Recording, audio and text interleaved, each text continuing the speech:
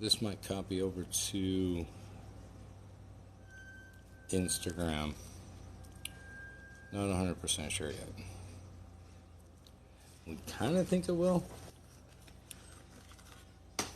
We don't know 100%, but we think it might. Because we are moving over to Instagram for a lot of the content and things that we're going to be doing.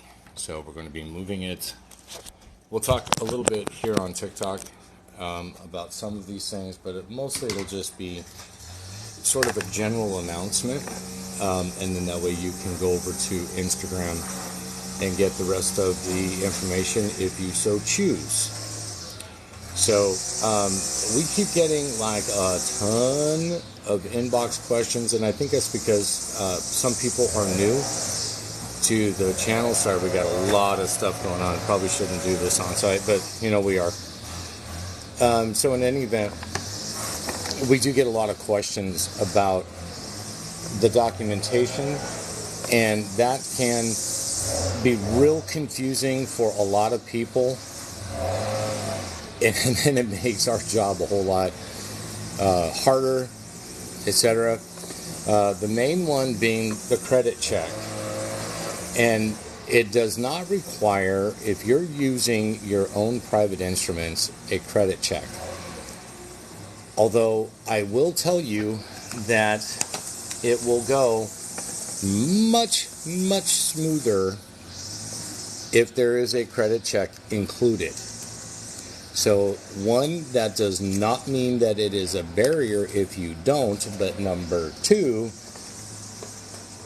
just like with anything else that you're doing in the commercial realm, a credit check will go further. Okay, so if you have some credit issues, there is a lot of great information out there on how you can scrub bad things off your credit report, how you can boost your score. Those sort of things, I would highly suggest that you get into that if that's what you guys are looking at doing, because it will determine how much you can actually use. You're right, Weston. It is much easier to build a home if you already got some dirt. If you got the dirt. So that just seems to be, I don't know, man. Lately, that's just been one of the biggest questions. So limited documentation is there are some documents that are required on your end, but it's not like if you go through like an entire mortgage process. I mean, they really, really climb up. You know what I mean. So a lot of this is limited, and I think that that's kind of where there might have been a little bit of confusion for some people, and I kind of get that. We're pretty vague because we're tired of the community strikes, and we are sick to death of being reported for hate speech when we're doing nothing of the sort. It is what it is. Welcome to the new world, right? So, at this case, think of it this way. If you add a little more documentation than you normally would, remember, you're supposed to be the bank. If you add a little bit more documentation and you do include a comprehensive credit report, you can generally get it through a lot easier, and you can qualify for more. Now, when I say qualify, what I mean by that is there are limits to what you can and can't do in private commerce, and there are limits what you can and can't do when you are the bank. It's not like, I'm going to go build a $50 million mega mansion like Oprah has. No, you're not. You're not going to go build some big skyscraper downtown and an office. No, that's not how this works. So we have to sort of bring people in line again with their expectations versus sort of the reality or the misconception. And I think it's because everybody has just got, all kinds of aspirations of what they want to do. I agree with all of that categorically, but I thought I would just get this out and address this anyway because it is becoming so prolific now in our inbox that we will probably, and just put a video out versus trying to do it on live that explains what you can and can't do, and then hopefully that will answer everyone's questions. But you have to be grounded with what you think.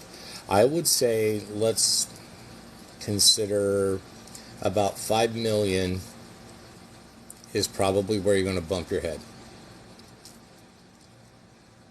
And even to get to that amount, you have to be really good at what you're doing. Okay, that's not beginner entry level stuff. You have to have been moving with, your private commerce successfully. And you're not in trouble with any 3-letter agencies. Okay, so I know a lot of people, the first thing that they want to start out with is, hey, I want to do this. I don't blame you. And yet first off, if you're asking us questions like, so do I do this? Is this what you need? How do I do that? And this is not to be unkind, but that means you are not ready for this at all. You're asking questions when you should be well versed in what you are going to do. Because if you and I have a conversation, we're going to talk about private commerce. And we're going to talk about this project in particular. And so then you're supposed to tell us how you're going to conduct your end of the commerce. Just like, because if your own bank, just like if I sit down and talk to a bank about a construction project, they're not asking me questions like, so should we do this? Should we do a 30-year on this? Should we put limits? And they don't do that. They say, hey, Mr. Builder, this is what we're doing. This is the target amount. This is our budget. This is what, technically the project is approved for. So I need you to talk to us like a bank, because there's no training wheels with this. We do not want the liability nor the responsibility of your finances. That's not what we do. That's not really what you're supposed to do in commerce. And remember, if you are screaming and yelling and beating your chest that you're the living soul and you're no longer a minor, you've claimed your minor estate, you're in charge of your finances, you told the big they, hey, I'm going to take over all my SSTQB stuffy stuff. Well, then you better prove it. And they're absolutely going to require that you prove it. We're going to require that you prove it, because the risk and liability on our end is too great. That's why it's, it's our policy that we're not going to be the first thing that you ever do when you are moving in private commerce. You have to have experience with what you're doing. Now, we also understand that not a lot of people have that kind of experience. There was a time we didn't either. And how you get that experience is you find what is important to you, what you are trying to achieve. You figure out the best way to achieve that so that your account can be balanced and closed out, that you know how to properly move in between public and private. You are in full compliance with any of the 3-letter agencies that happen to come along, that you understand accounting. Listen to that again. That you understand accounting. I don't mean you necessarily have to be an accountant, but you better be able to act like one, with a degree of precision. Then we can move on. Now that sounds kind of big and scary. It was meant to. This is to kind of help snap you out of, listen, we'll dream later. That's okay. Dreams are a good thing. We'll dream later. But now it's reality time. Today, we got to roll up our sleeves and we got to get to work. And if that looks like more studying on your part, so be it. Can't think of anything more important than studying and learning who you truly are, how the banks are not really your friend, although they are important because they do serve a function. But that's really to the extent of it. We gave them way too much power. That you can, in many respects, operate just like they do. Perfectly legal. It's there. Most people don't know about it. And I also, personal thing, think that it's a good thing that they don't know about it. Because I think what you're going to run into is what happened a couple years ago with the 1099A crowd. You talk about a stampede. And I do mean a stampede. And they were waving those damn things in front of every luxury car dealer. Every realtor. And by the way, realtors, do not talk to them about any of this. This has nothing to do with realtors. Their job is to help us secure the property and deal with that portion of that contract. That's it. They do not make decisions. They cannot assist you. I don't care if you are a realtor, if you know a realtor, it doesn't matter. And by the way, there are realtors that we specifically have trained for our program, and those are the ones that we prefer you use. Not that you have to, but I am not going to bail you out when realtors do realtor things. Okay? I hope you all understand that. That's just the way it's going to be.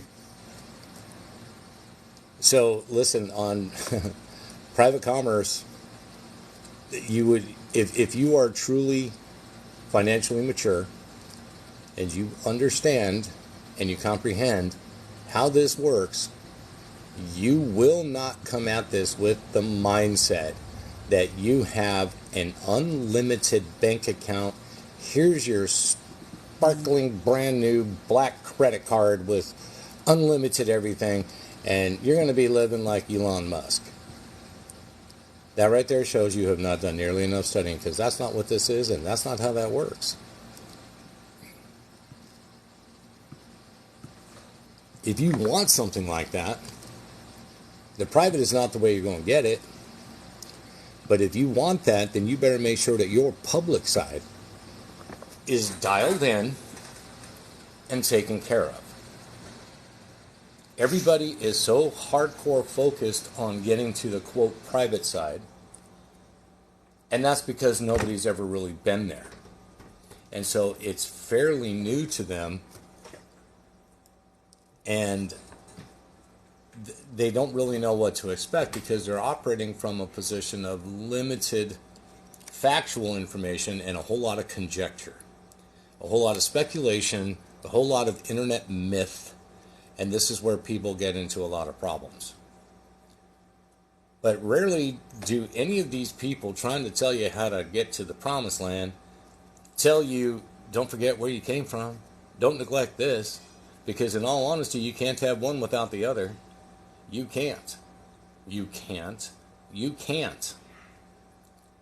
Say it with me. Say it in your head. No, we can't. It's a new slogan. No, we can't. So you need to make sure that you are focusing on your public side and you get that dialed in too, because you're going to need it. You want that magic credit card to pay for everything? Get your public side taken care of. Get that entrepreneurial spirit going. Own a few companies. Make them successful. Intertwine between the two. When you need to step in public, go do your public. When you need to fade back and be private, you know exactly where to go. And no, I'm not going to be the one going to teach you. because we get a lot of pressure from people wanting us to teach this and do that. And we've said since we started this channel, we are not those people. Although we have been contacted by several people, creators, gurus, whatever, to do sort of a collaboration on that, because, you know, they say that they can get their students basically up to our front door. They just have no idea how to continue on. And for us, that would be somebody is doing, you know, their part of the heavy lifting, because this is a massive time requirement. So we kind of decided we can get behind that. If whatever these people are doing actually works, and it's something that can be applied to the private banking concept, and then in specific terms for how you can build a house, you know, and buy a homestead. Because if you're going to use us, that's all we do. We don't do anything in inner cities. We won't do anything in the suburbs. We're not going to do that. The acreage is not as important to us as it is you. You know, if you find a little 3-acre thing, that's perfectly fine. But we're not going to be the guys that, you know, is going to build something in a subdivision. Besides that, most people, I mean, unless you just really, really don't want the headache of having a lot of land, then that might be a little more ideal for you, where you can kind of have maybe a covered parking if you have an RV or a trailer. Maybe you're not necessarily a big fan of livestock, but you have a couple dogs and you want them to have some open space, or you have children or grandchildren that you would like to have a very nice playground, kind of like you would see at any real park or elementary school, you know, those really nice ones with the Dorito shades. You know, that's fine too. But just understand they all still come with the same price tag. If we were going to do it. The reason you're not seeing other builders do it is because they're, one, they know what this is all about. Number two, they don't want to take the risk of the liabilities. They want it to go to the banks. Number three, the banks are who has always fed them. This is fossilized thinking. They're not going to change. They go to all the golf tournaments, you know, they always go to the cocktails, they do all that kind of stuff. You know, these are forged relationships that have been there forever. They're not going to change. And the liability on your end for being a private banker, going to take the risk for some stranger, they're just not. And they're obviously not going to sit down and school you and give you a bunch of classes and be real involved with this. There is no incentive for them to do that. There's just not. So if we're going to be the guys that are going to do that for you, we absolutely need to make sure you know what you're doing. So we want to have a consultation to make sure, one, you're the right client for us, and two, we're the right builder for you. If so, we'll stick you in a workshop. If you successfully do the workshop, we'll move you over to the Client Academy. And right there is when we're not only just working on your specific project, but we're taking it a step further, and we're going to have you introduced to a lot of industry experts, not randos on the internet. These aren't people that you're going to see that have TikTok pages or Facebook pages. No, these are people who work in the industry that will help you with your trusts, your LLC strategies, your public side, to get that dialed in. And that's kind of what this whole thing is about, if you choose to go with us. I mean, if you don't, you don't. We do have some good people that are willing to help expose you to this and explain some things that would be very beneficial on the public side. I mean, so I use the term public banking and private. These are just terms I make up. Really, on the public side, we would probably call it individual banking or even personal banking. This is where you instead of going hat in hand with your application and hope to God that you get approved, you are essentially functioning the same way in the public. If you are in need of something like a large, or however much, infusion of capital to do something, you're actually getting it from yourself. And there's all kinds of benefits. I mean, how we would see a benefit, not the way that they define a benefit, but truly a beneficial thing for you. So we want to introduce you to these people. We want you to pay very close attention to what they're saying, because this will mean a lot to you down the road if you are serious about this. If you are not serious about this, you're going to find yourself in a lot of trouble real quick. We don't want to be part of that. We do not want to be part of somebody's demise or downfall, which is why we don't want the responsibility of telling you, do it this way and do it that way and on and on. However, if we do get with the right people and we develop a comprehensive program, but that is really to get you from, let's say, at the starting line or relatively close, all the way to our front door. Now, this will have some very basic steps that you need to accomplish. So there will be milestones that you must achieve before you go to the next level throughout this program. But this is not end all do all. I mean, there are so many ancillary things that you still need to address and comprehend. The chiefest among is the big 3-letter agency that's terrible. So you've got to absolutely know how to maneuver within that, okay? Because imagine swimming in a pond full of sharks and piranhas and electric eels and poisonous octopuses and brain-eating amoeba and flesh-eating bacteria. Okay, that's them. So you have to be very careful how you're navigating those waters. So when you're listening to randos on the internet talking about, well, just fill out this 1099 OID. Yeah, that's a fast pass to prison if you do it wrong. Please don't do that. And if you don't understand that, don't listen to somebody that's always got a ceiling fan and a beeping smoke detector telling you, you just fill out the OID and you do this and don't do that. That's right there. That will show you are listening to somebody that has no clue. Absolutely no clue. Because the 1099 OID ain't no damn joke. It's a very powerful document.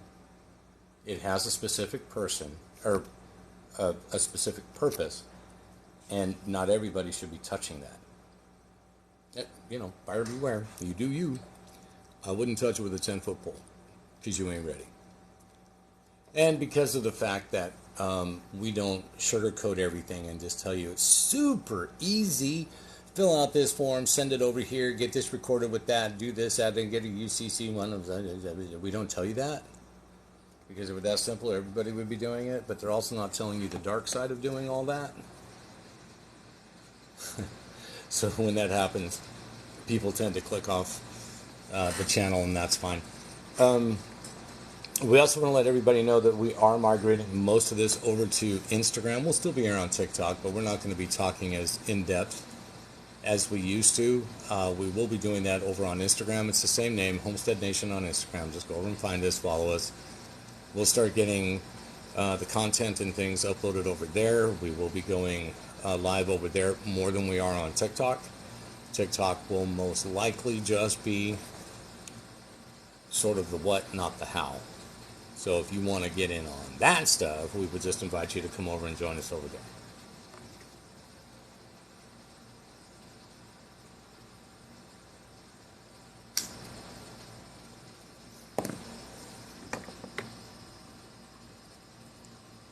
You told the guru the smoke detector was beeping. For the señoritas. Well, here's the thing. The beeping smoke detector says that maintenance hasn't been over to change your batteries. You have not had your 3-month or 6-month preventative maintenance schedule, and that's something you should really get on. That ain't no joke, man. Okay? Most of the time, they're actually hardwired into the unit anyway. The beeping for the battery is a redundant backup in case the power fails. But because there is a battery installed, it does slowly trickle, and it will drain the battery. So imagine the power goes out due to a severe storm or something, right? We have power outages. Maybe it's prolonged. It's for a week. So the hardwired smoke detector does not have power. The battery is beeping and or dead, and there is a fire.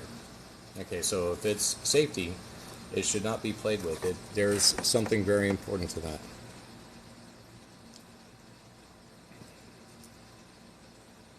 None of them actually live in the private. Well, I can tell you this. From the truly private people that I know, nope. They don't run around telling you how to do this process. To be real honest with you, they don't want you to know how to do this process.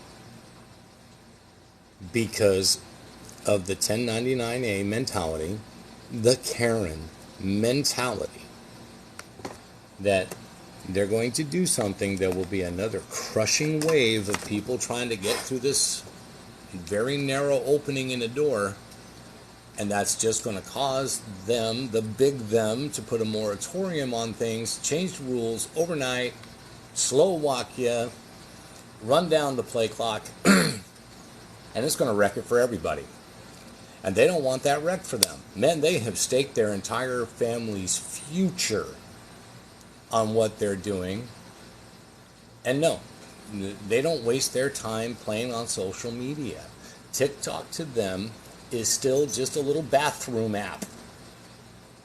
And that's about as far as it goes, because they're busy living their life. They don't have time for this. Now, us being here, this is actually in the normal course of us doing business. We do this because if you're at the point where you want to do that, we just want you to know we're here. So for us, this is normal business. This is just business. That's it. Whereas some of these supposed clout chasers and these gurus, they're doing this because they want that side hustle. Everybody says there's no such thing as money. So you gotta tap in. They got the drip, they got the sauce. Now, as much as I hate to agree with that, you will not pay close attention if you don't pay something. Free has no value, unless we're talking about air, water, potentially food. Free has zero value to you. You pay some money, and in fact, it might be a little bit painful to come up with that money, because there was a sacrifice made to do that. You're going to take good notes. You're going to hang on every word. You're going to get your money's worth. You see? Now, here's the thing. While there may be no such thing as money, or as we perceive money to be, certain tools and services that may be required to teach you, educate you, tutor you, they don't take a 1099A. Zoom will not take no damn 1099A. Zoom going to take Federal Reserve notes.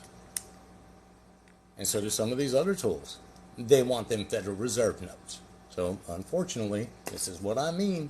You'll never really, detach yourself from the public and the private. You will still need the public in some capacity, right? Unless you want to just go read and study all this information on your own, and you absolutely can do that. I'm just saying. Do you?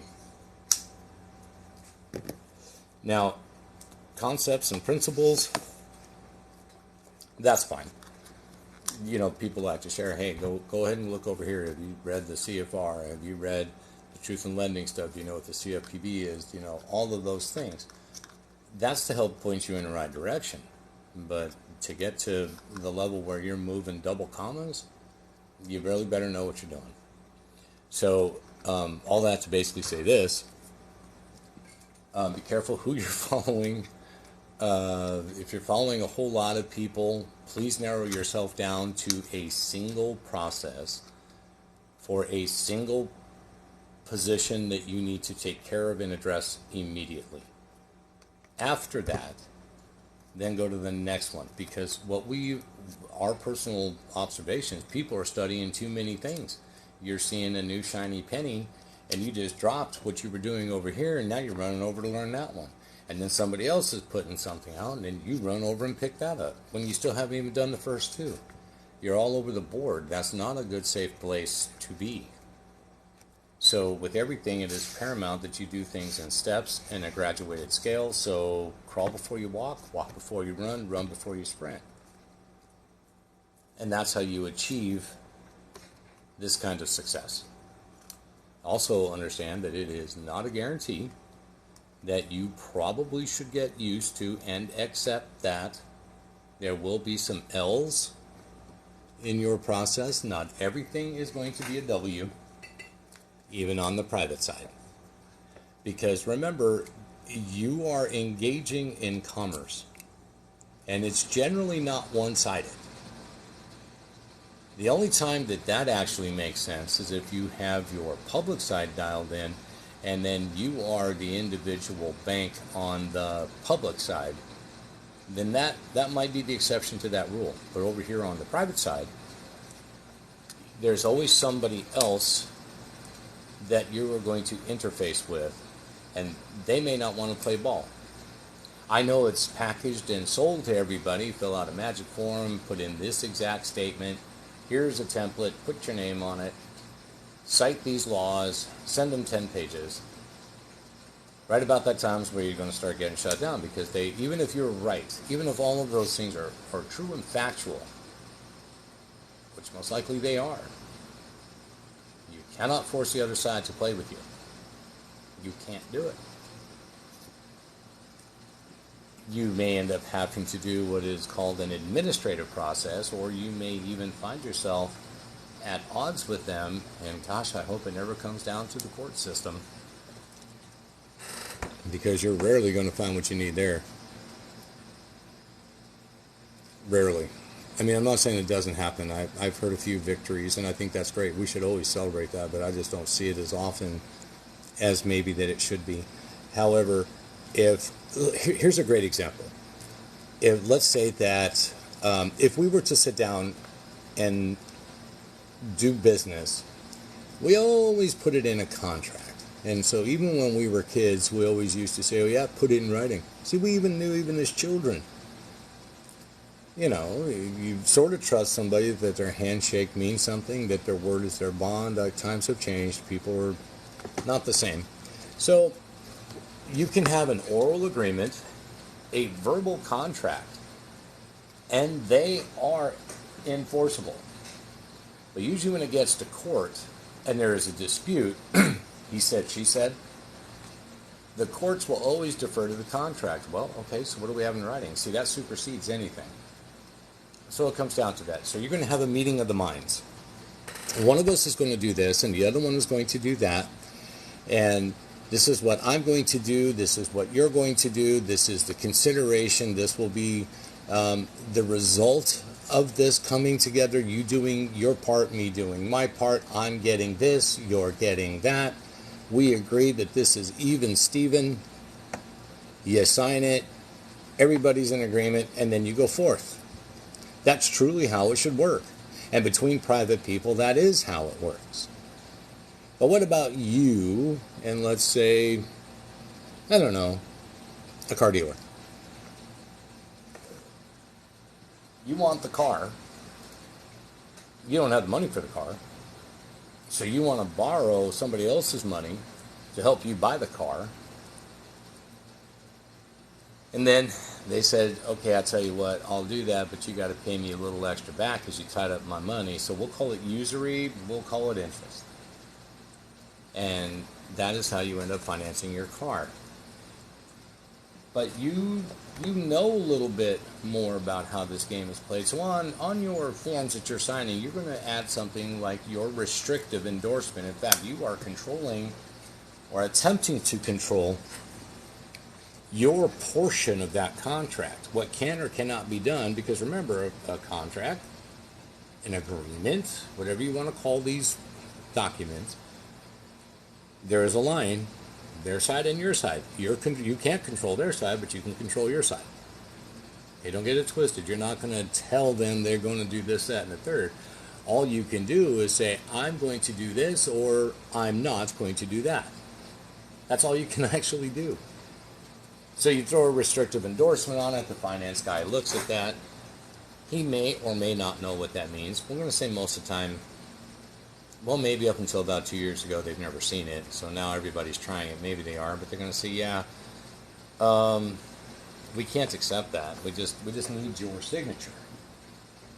And then you're going to slide it back across. Well, that is my signature, and I put this on there, and who are you to tell me how I can sign my name? I could cite Mary had a little lamb underneath my signature if I choose and call that my signature. It's unique to me. It's common law copyright, blah, blah, blah. They say, yeah, but our policy is that it just has to be your signature that matches your driver's license.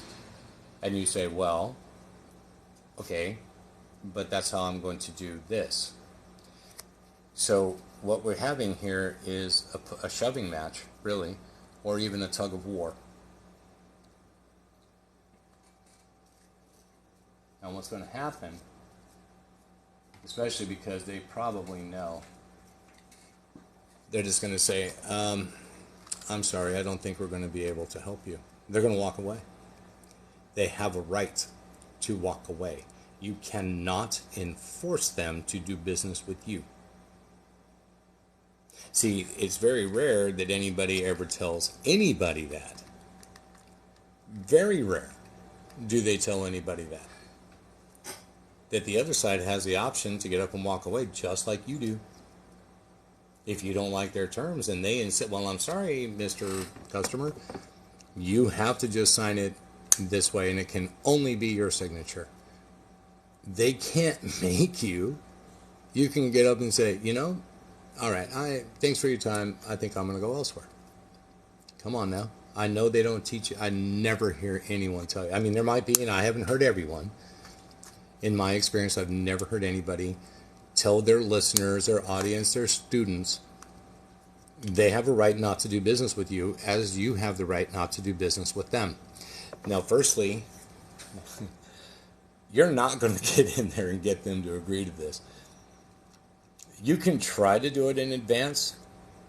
The first thing they're going to say is WIFM. W-I-I-F-M. WIFM. Does anybody know what WIFM is an acronym for?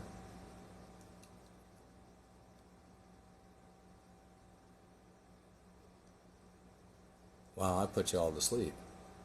Guess I should stop looking at the big screen and start looking at the phone and see what y'all do. I put you all to sleep. Terribly sorry. Well, it stands for what's in it for me. Everybody has WIFM. Everybody. You, me, them, they. What's in it for me? You better do a damn good job of explaining it to them if you're trying to do all this prior to what's in it for them, how they're going to benefit and everything else, because right now the practice has been all the benefit goes to them. 100%.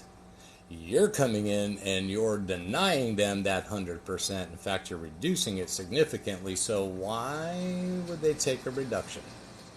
How is that beneficial? Now, don't throw around how you're going to threaten them and turn them in, and you're going to file a form 211 and 3848 and don't do that. Please don't do that. All you do is show your ignorance. Don't do that. Don't. Unless you can adequately, and as you get more practiced, and as you know, you can say, well, on this one, this particular commerce that I would like to do with you, this is where this is, but hey, we'll make up for it over here. So you better know what you're talking about.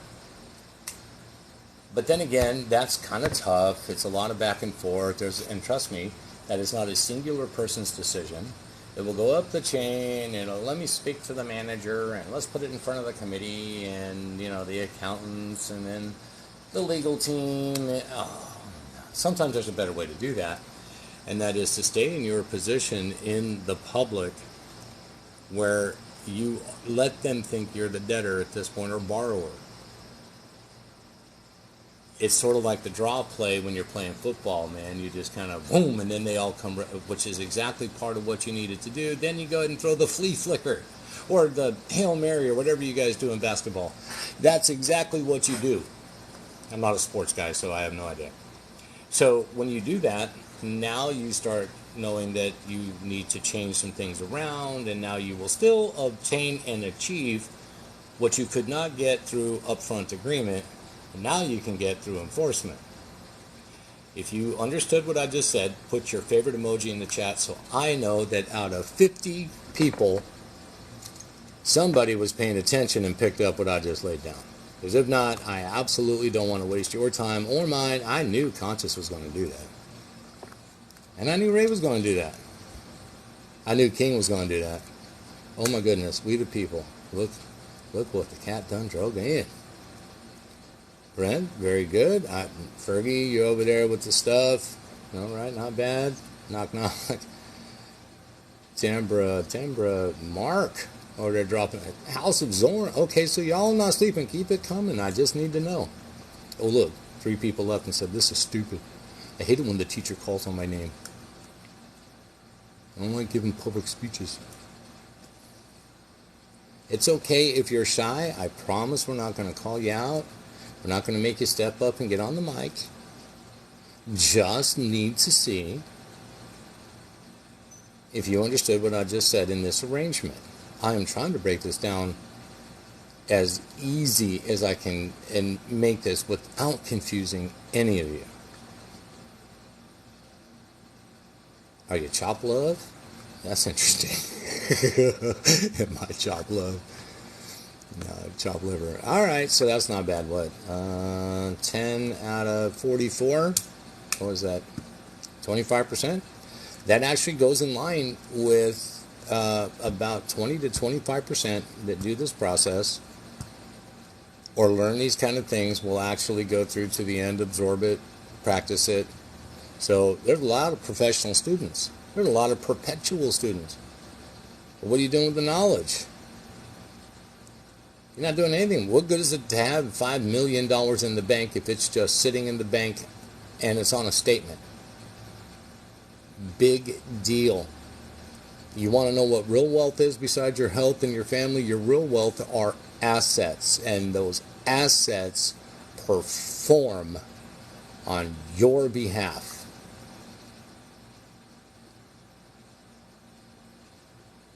They don't bring you down, and sometimes that happens, but what do you do when, good Lord, the ship is sinking?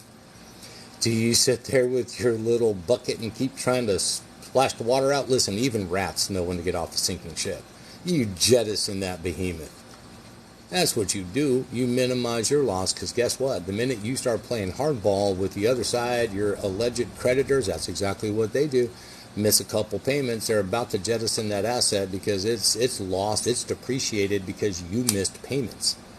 You see, its true value was derived from the fact that you were intended to pay back all the entirety of the principal and the interest, which is front-loaded profit. It was a guarantee made by the lender to their investors. You didn't perform. That means it doesn't have the same value. That means they have to cover the short. Then they're going to come get your stuff. It's called a foreclosure or a repossession. And then they're going to try to sell it as fast as they can to recover the most that they can. But now that asset has been depreciated. The balance is what their exposure is to risk. That, my friends. And there's only a risk tolerance. Some companies have a very low risk tolerance. But then again, there are some companies that buy really, really bad assets that have just been devalued and pooped on and mistreated, because those companies are either bad debt dealers, because really debt is still money if you know how to use it right, They're often owned by some of these other companies, and what they do is they reassign their negative debt to one of these other companies and make it a them problem so their books look better, and then eventually that little company will file bankruptcy. You see, it's all tricky dicky accounting. But you guys knew this. I knew you guys knew this. Y'all don't need me to tell you this. Sorry, I pontificated. Occasionally I do that. It's kind of fun to pontificate. But our days of putting a lot of this out on TikTok are really going to start slowing down. More or less, we'll just kind of keep this to the what, not the how. If you want to find that out, you need to go follow us on Instagram. And yes, we're right now we're setting up all the socials on every platform. We get kicked off or a community strike or taken down on one, then you'll automatically know, well, TikTok went down, head to Instagram. Whoop, Instagram got taken down, head over here. We're not going to stop, we'll just make the circuit. So you will always know where to keep coming to get this. Don't listen to them.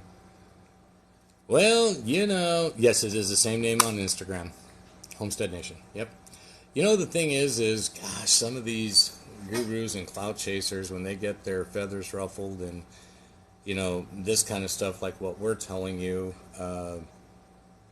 it sure doesn't sell a lot of ebooks or Master Zoom classes, and it's kind of chipping away at their side hustle, and they don't like that. So sometimes we act like we're in junior high and we say, don't be friends with them. Don't listen to them. They don't know what they're doing. Okay, well, we'll let that be your little secret. This is something we just choose not to engage in. It's just dumb. It's a waste of energy. We're just not going to do it. But where you get your information and your education is just as important as your comprehension of how to use it properly. So for our part, I don't know anything about being a car dealer, so I won't tell you to do this at the car dealer. That's silly. I would be speaking out of pocket about something I don't know, which seems to be very prevalent on social media. Some people have an exposure to a concept, or maybe they've read a few things on Cornell or Westlaw, and maybe their comprehension and understanding of that, what it means, is wrong. Through no fault of their own, maybe just, well, that sounded pretty good, it must mean this. And then it don't. But yet they're out telling you that that's the gospel truth. So you just have to be careful about that, guys. And so head over to Instagram. We're not going to be talking about that. Here's just kind of the what. This is what we're introducing you to. You want to learn how, you need to go over to Instagram. We're just simply not going to be doing that on TikTok. But in any event, that's just something we thought we would share with all of you. We think that it's very smart. It's very timely, and I think this will clear up a lot of things for most people. And then if you can apply it to this, and you can apply it to getting, a home, you can scale it down and use it for other things that you're trying to accomplish. I know a lot of people are just, they're fighting the powers that be. And that's because they don't know how to run their own race. RACE. Recognition, authorization, conversion, and enforcement. And so once you learn those things, you can, any quote, process or method, W4, 1099A, 1099 NEC, HOAGI, conditional acceptance, when you're trying to reclaim your tender, all of these things won't function without race, RACE. And so stop running somebody else's race, run your own. And we see that time and time again. Nobody's running their own race. So you're saying, hey man, you said this is what I got to do. Let me quote this from Cornell Law. It needs to produce this because now I'm going to begin the administrative process. Sounds good. You've missed a whole bunch of steps, but it sounds good. And this is why you're not getting your ball to advance and gain that yardage, because, this is their system, whether we like it or not. And if you're going to get out of their system, you have to go through their system to get it.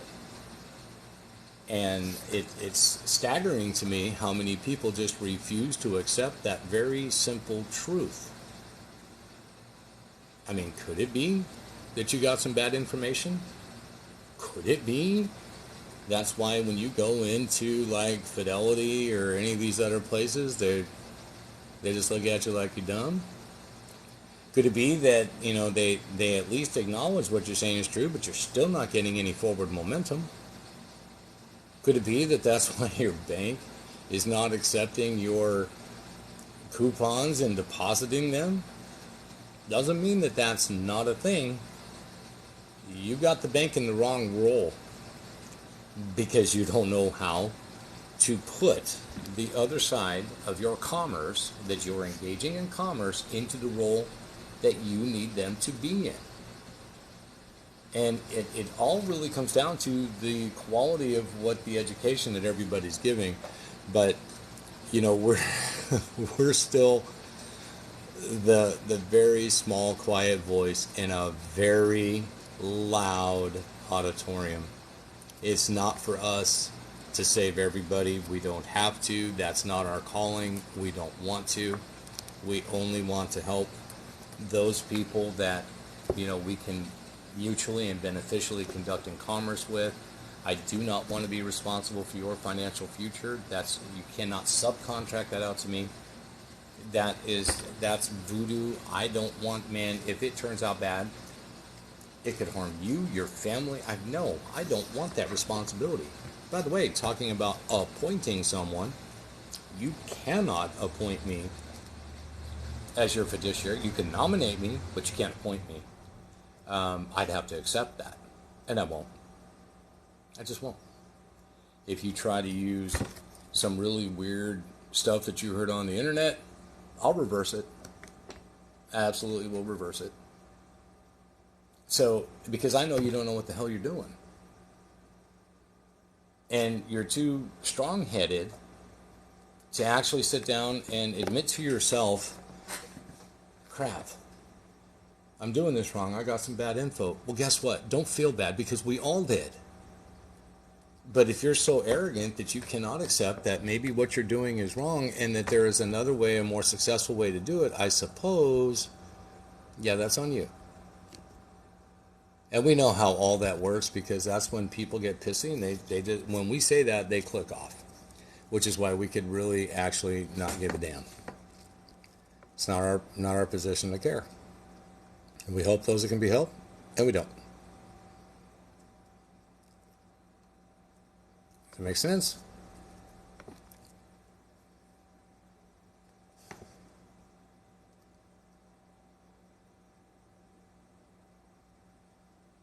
Yeah, I agree with you, California. The best thing to do is learn it and stand on your own 2 feet. Yet alive. How do I help? Well, when you're ready to come over, and if you decide it's time for you to build an estate and you want to do so in the private, we're here to help. Man, conscious, you know what? I'm hearing that in a few other people's chats, and sadly, I think that's true. I think everybody wants to go, and I think everybody wants to do this, but it's not going to be for everyone. And by the way, this door is closing.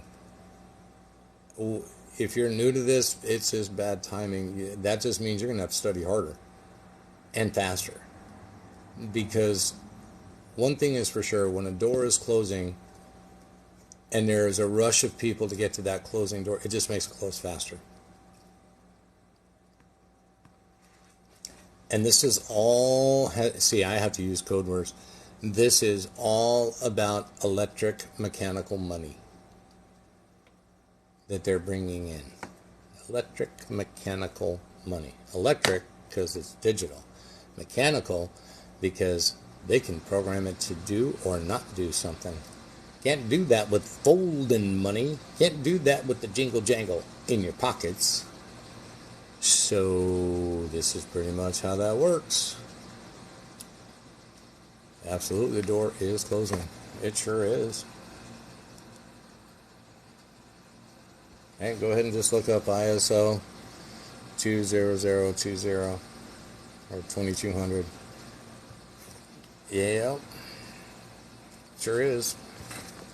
And that's kind of the problem too, is that everybody has we've just kind of slept on some things, and we sort of believe that we have more time than we actually do. You know, if we had another 5 years before electric mechanical money, before there were $33 trillion of debt, with an open debt ceiling until 2025,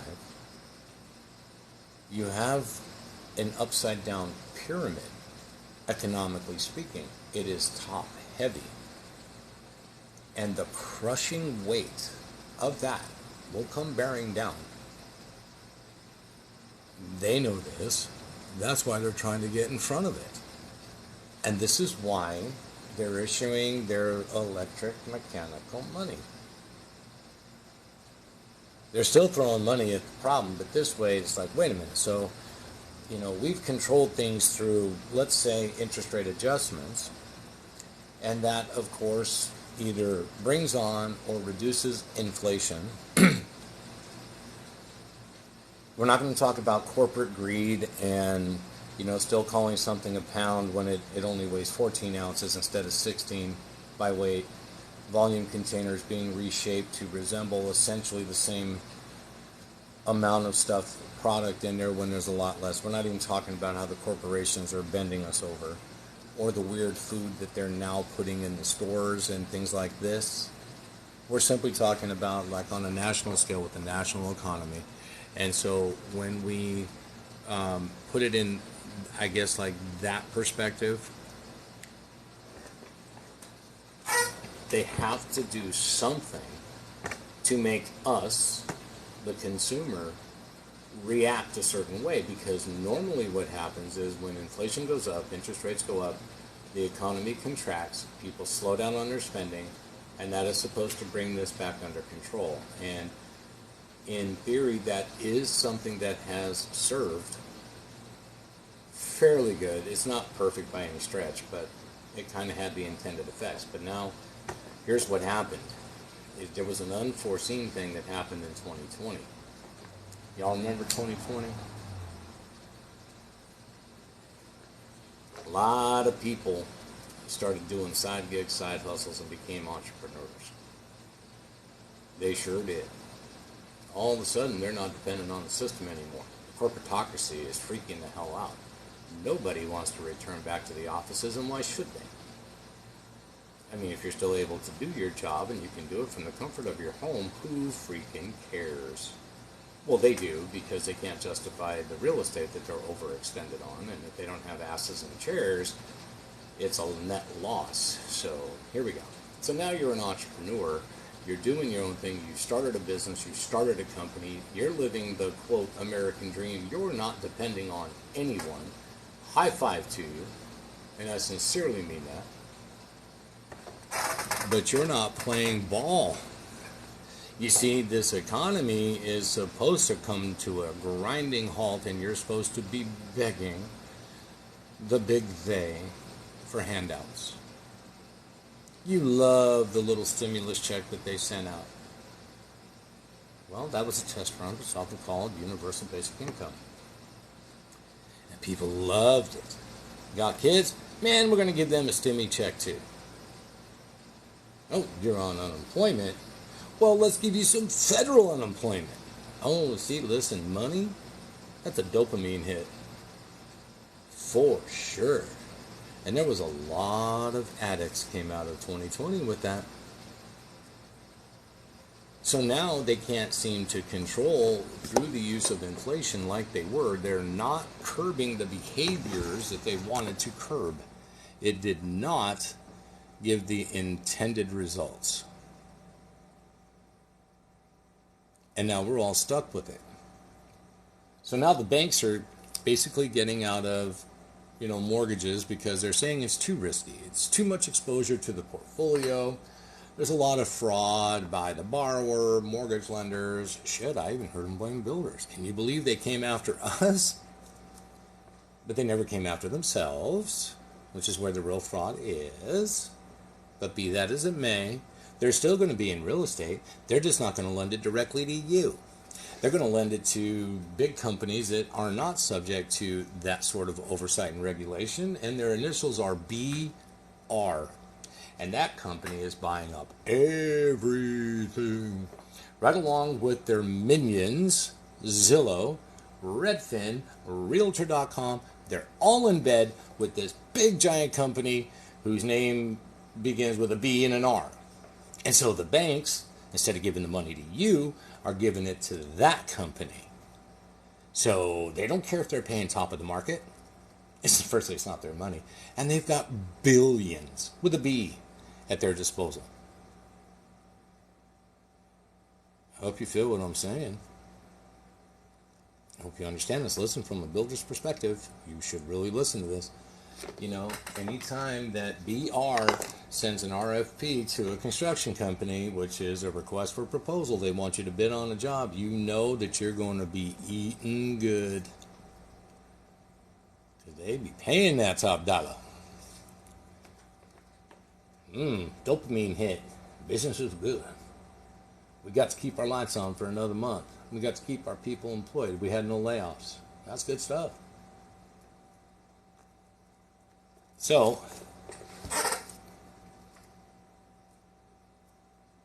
didn't have the intended effect. Well, we got to somehow, gosh darn it, we got to make sure that we can say, hey, we're trying to slow down the overheated economy thanks to that guy that sort of has a bad tan and, you know, just really, really brought in a lot of great policies that everybody actually benefited from. Even though he said a bunch of mean tweets, you were better off 4 years ago than you are today, I'm quite sure. So if we have this electric mechanical money, we can tell you, Mr. and Mrs. Consumer, yeah, you're buying too much of this product. We see that you're out buying a lot of stuff at the big orange box store. Not really sure what all that's about, but we can't really understand why somebody needs that much lumber. So, yeah, we're going to limit you to $500 a month on that spending. Oh, we also noticed that you're out and you're buying a lot of, say, fast food. And, you know, we really don't think you should be eating that much fast food, so we're going to limit that to $200 a month. Hey, by the way, you were out shopping more than 5 miles away from your home, so we're not going to let your card work at all when you're too far away from home. And by the way, all this sounds really funny. The problem is they literally put it in their white paper. All you got to do is go read that boring ass thing, but everything I just told you is in there. I'm one of those guys. I read that boring crap because I have an insatiable need to know. Not nosy. I need to know what's coming. You know, is this something that my spidey senses should be tingling on? Is this something I need to be on high alert for? Most of the time the answer is yes. Read it. They absolutely can shut you off. Now, let's talk about what that means to the innocent people. Say goodbye to your garage sales. Say goodbye to a children's lemonade stand when you're just trying to help the kids. School fundraisers. Bye-bye. Flea markets. Adios. How about the homeless person that's on a corner that you're trying to help? Nope, sorry, can't help you. Now, what about if you're a merchant? They can tell you how much you can and can't receive and how much you can or can't sell of a particular item. One of them falls under a very, very, very important amendment that I can think of that a lot of people feel shall not be infringed. Think about the people that is their business. Well, you can only sell 10 units a month. It's in there, people. Please go read it. So you're the one that runs a lemonade stand. Well, you got to be in that system, be an authorized merchant to accept that. You're the ones trying to have your yard sale to raise some extra money. Well, you're not going to be able to do that. So then that leaves barter for us peasants, and there's nothing wrong with that. But I think a lot of people are going to be in for a very rude awakening. And by the way, they're telling you in the news what is coming. They're telling you banks have already made the thing, and they're sending out cheerful notices. You can now pay with blockchain money. You can now play with crypto. You can accept and exchange. Man, they are the payroll companies, whether it's ADP or Paychex or whoever you choose to use. Now they're telling you, ask your employees if they want to be paid in crypto. And we're like, you can go straight to where with that. Go back to BlackRock. We ain't doing that. This is stupid, man. Is there a level in which you won't be affected by this stuff? Nope. Listen, the way that this is actually going to be, and I do have people that are on the other side of the fence that know about all this because they work in it. This is their career. These aren't those rando dudes that you see on TikTok telling you what it is. Okay, this is really what they do. You will still have a certain limited amount of controlling your credits if you get in. If you want to use the terrible word grandfathered, you can. But you are not going to have the freedom to move with it that you do now. That's bad. Even I had to face that and shit. Well, that's going to suck. So really, I think the idea is get while the getting's good. There are still some things that you can demonstrate that you know what you're doing and how to do it, and it falls within their pet projects and or agendas, a la Green New Deal, environmental this, socio-economical, political. They might bless your pet projects. They might. If you can show that what you're trying to do will take and ease any sort of burdens they have, you would like to do private clinics for women and children, you would like to start a foundation and you want to help single fathers reconnect with their children and get them back on their feet because child support just buried them under an avalanche of can't work. And we're not talking about the deadbeats, we're talking about men and women who genuinely want to be in their children's lives, and they're just being hurt so bad economically by the scam that is the child support system that grant has been reallocated to the obligor or respondent in that case. It's a terrible, terrible thing. That's people out of their system, right? So these are all things that everyone should consider, I would think. I would just recommend all of you guys just read. I know you hear that from everybody. The problem is if you don't want to read, then don't complain that you don't understand. Quit screaming, I need a template. You don't need a template. What you need is an education. You need to understand what this stuff is. And unfortunately, you don't have a whole lot of time left. So if you can treat this as either a second job or you are going for your master's degree, so you got to work all day or however that is in your life, and then you have got to put forth the extreme commitment. This is what I have to do when I'm not at work. When I'm not at work and I'm not sleeping, I have to do this. I would also believe that you should not do this alone. It's a heavy lift. You get your significant other involved. Your spouse, parents, maybe your children if they're old enough, your friends, your lovers. You need help because you've got to be able to switch your brain off for a little bit and reset yourself because you're just not going to get it.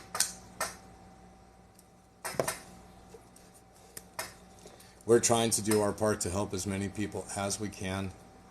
without actually doing the work for you, which is why we want you to go over and follow us on Instagram, because we're not going to be doing this on TikTok much longer. Same name, Homestead Nation at Instagram. Go over there, sign up, and that's what we'll try to help.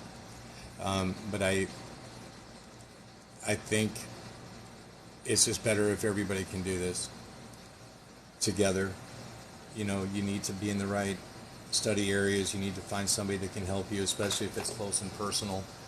We have a forum that we are trying to do to help introduce people across the country. Slide in someone's DMs, introduce yourself. Hi, my name is Bob. Hi, my name is Sally. I saw you on Homestead Nation's Live. Firstly, Homestead Nation's pretty badass. Let's give him a like and a share and a follow and all that kind of stuff. You know, let's put his, you know, the favorite emojis in the chat so we can let everybody know that we're Team Homestead. Homestead After Dark, if you've never been on one of ours, it is freaking lit. It is fire. We bring we bring it. A lot of people show up. I mean, you know, one time we had 390 people on it, and man, it was an 8-hour deal. It goes till it's done. This past weekend was super good. We sort of got in a thing, and we didn't quite cover all the topics, so our hope is that we'll finish getting to those this Saturday at 10. That's on our page. You guys really should check out our page for any announcements and things, because I doubt it's actually proliferating through the For You page here on TikTok to let people know about it. Thanks, Roy. It definitely was lit. Yeah, Instagram is Homestead Nation.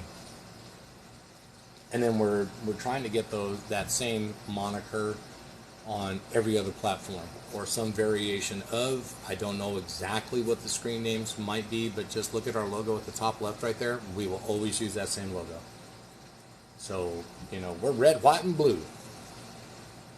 America still means something to us, or at least of what our impression of that means. Not with all the whole colonialization and all the bread and circuses and everything else they're trying to shove down our throats to keep the distraction going. We're not trying to do that. But, you know, this is like when you feel like having a barbecue with your closest friends, and guess what? All those faces are a different color. They have a different heritage. But it doesn't matter, because they're your friends and they mean something to you. Whereas out in the world, we're supposed to say, oh, goodness, you don't look like me, so we can't be friends. In fact, we have to dislike each other strongly because they said so.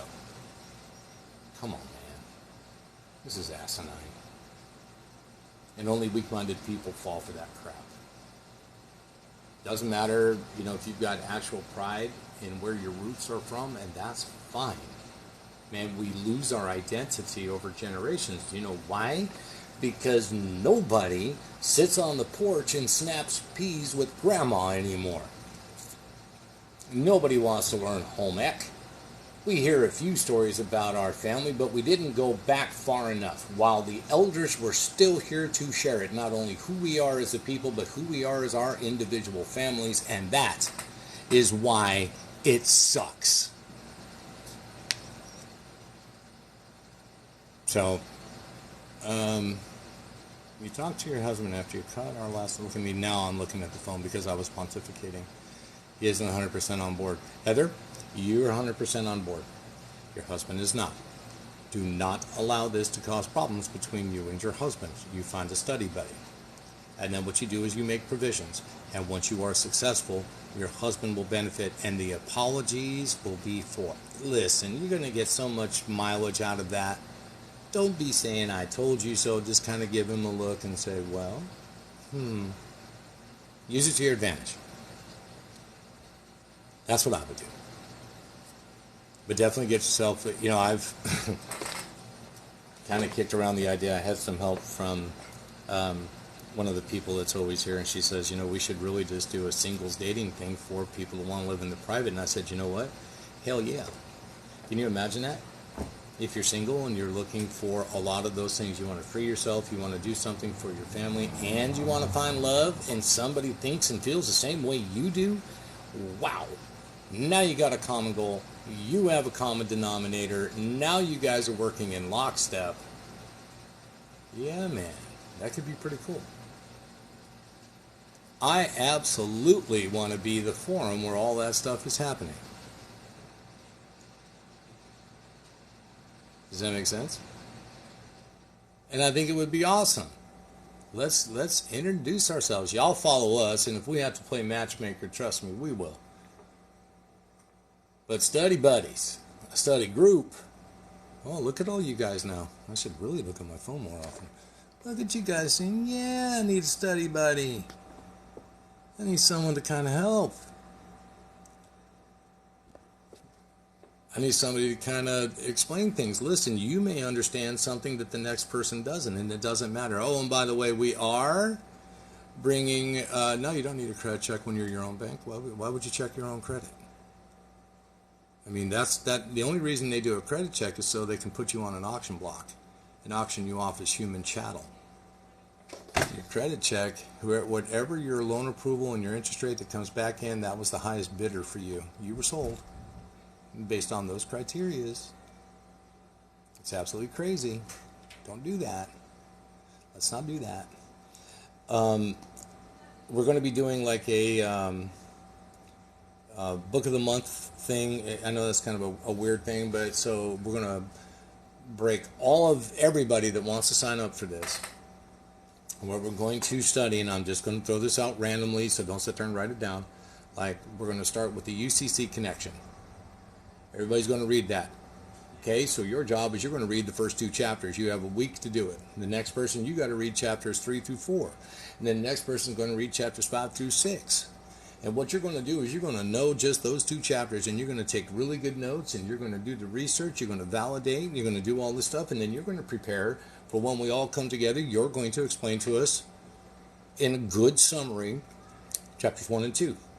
Then the next person is going to do the exact same thing in good summary, telling us about 3 and 4. So you know what? You basically got the benefit of reading an entire book in a week with help from your study buddies, with solid summary that you can now go verify on your own.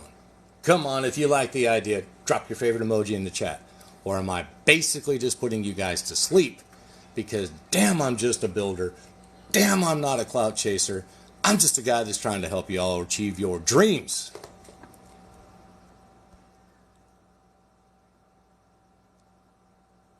Despite what many our haters may say, but this is why they hate us, because they can't charge you for this very same shit. Oh look, some people are literally putting some emojis in there. I'm loving it. But out of 65 people, only 11 people said that sounds good. Oh. And listen, you guys got to understand that we are reaching out to all kinds of professionals. I mean, we have a pretty extensive network of realtors coast to coast, but we want to expand that because we're getting, like, the waiting list for us is getting huge, and we need to train our realtor partners our way of doing things, because, you know, these are double comma estates. We don't know how to do anything small. Small is boring. So we need somebody to understand kind of what we're doing. And then when we say, listen, we need you to go find this land for our client, because unless you own it, I mean, you could go through the bank traditionally and try to get a loan for raw land. It is exceedingly difficult to do so. There's all kinds of penalties and stuff. Well, I shouldn't say penalty. We'll say restrictions. A lot of times it's like, you know, we don't have time for that, so we'll go buy the land, because we have to have land to start swinging hammers. It's all included in your project cost anyway, but, you know, you can't sleep on it, man. When there's a good deal, sometimes you got to pounce. And that's all into what we're doing, so we can help y'all. Well, we're going to try to.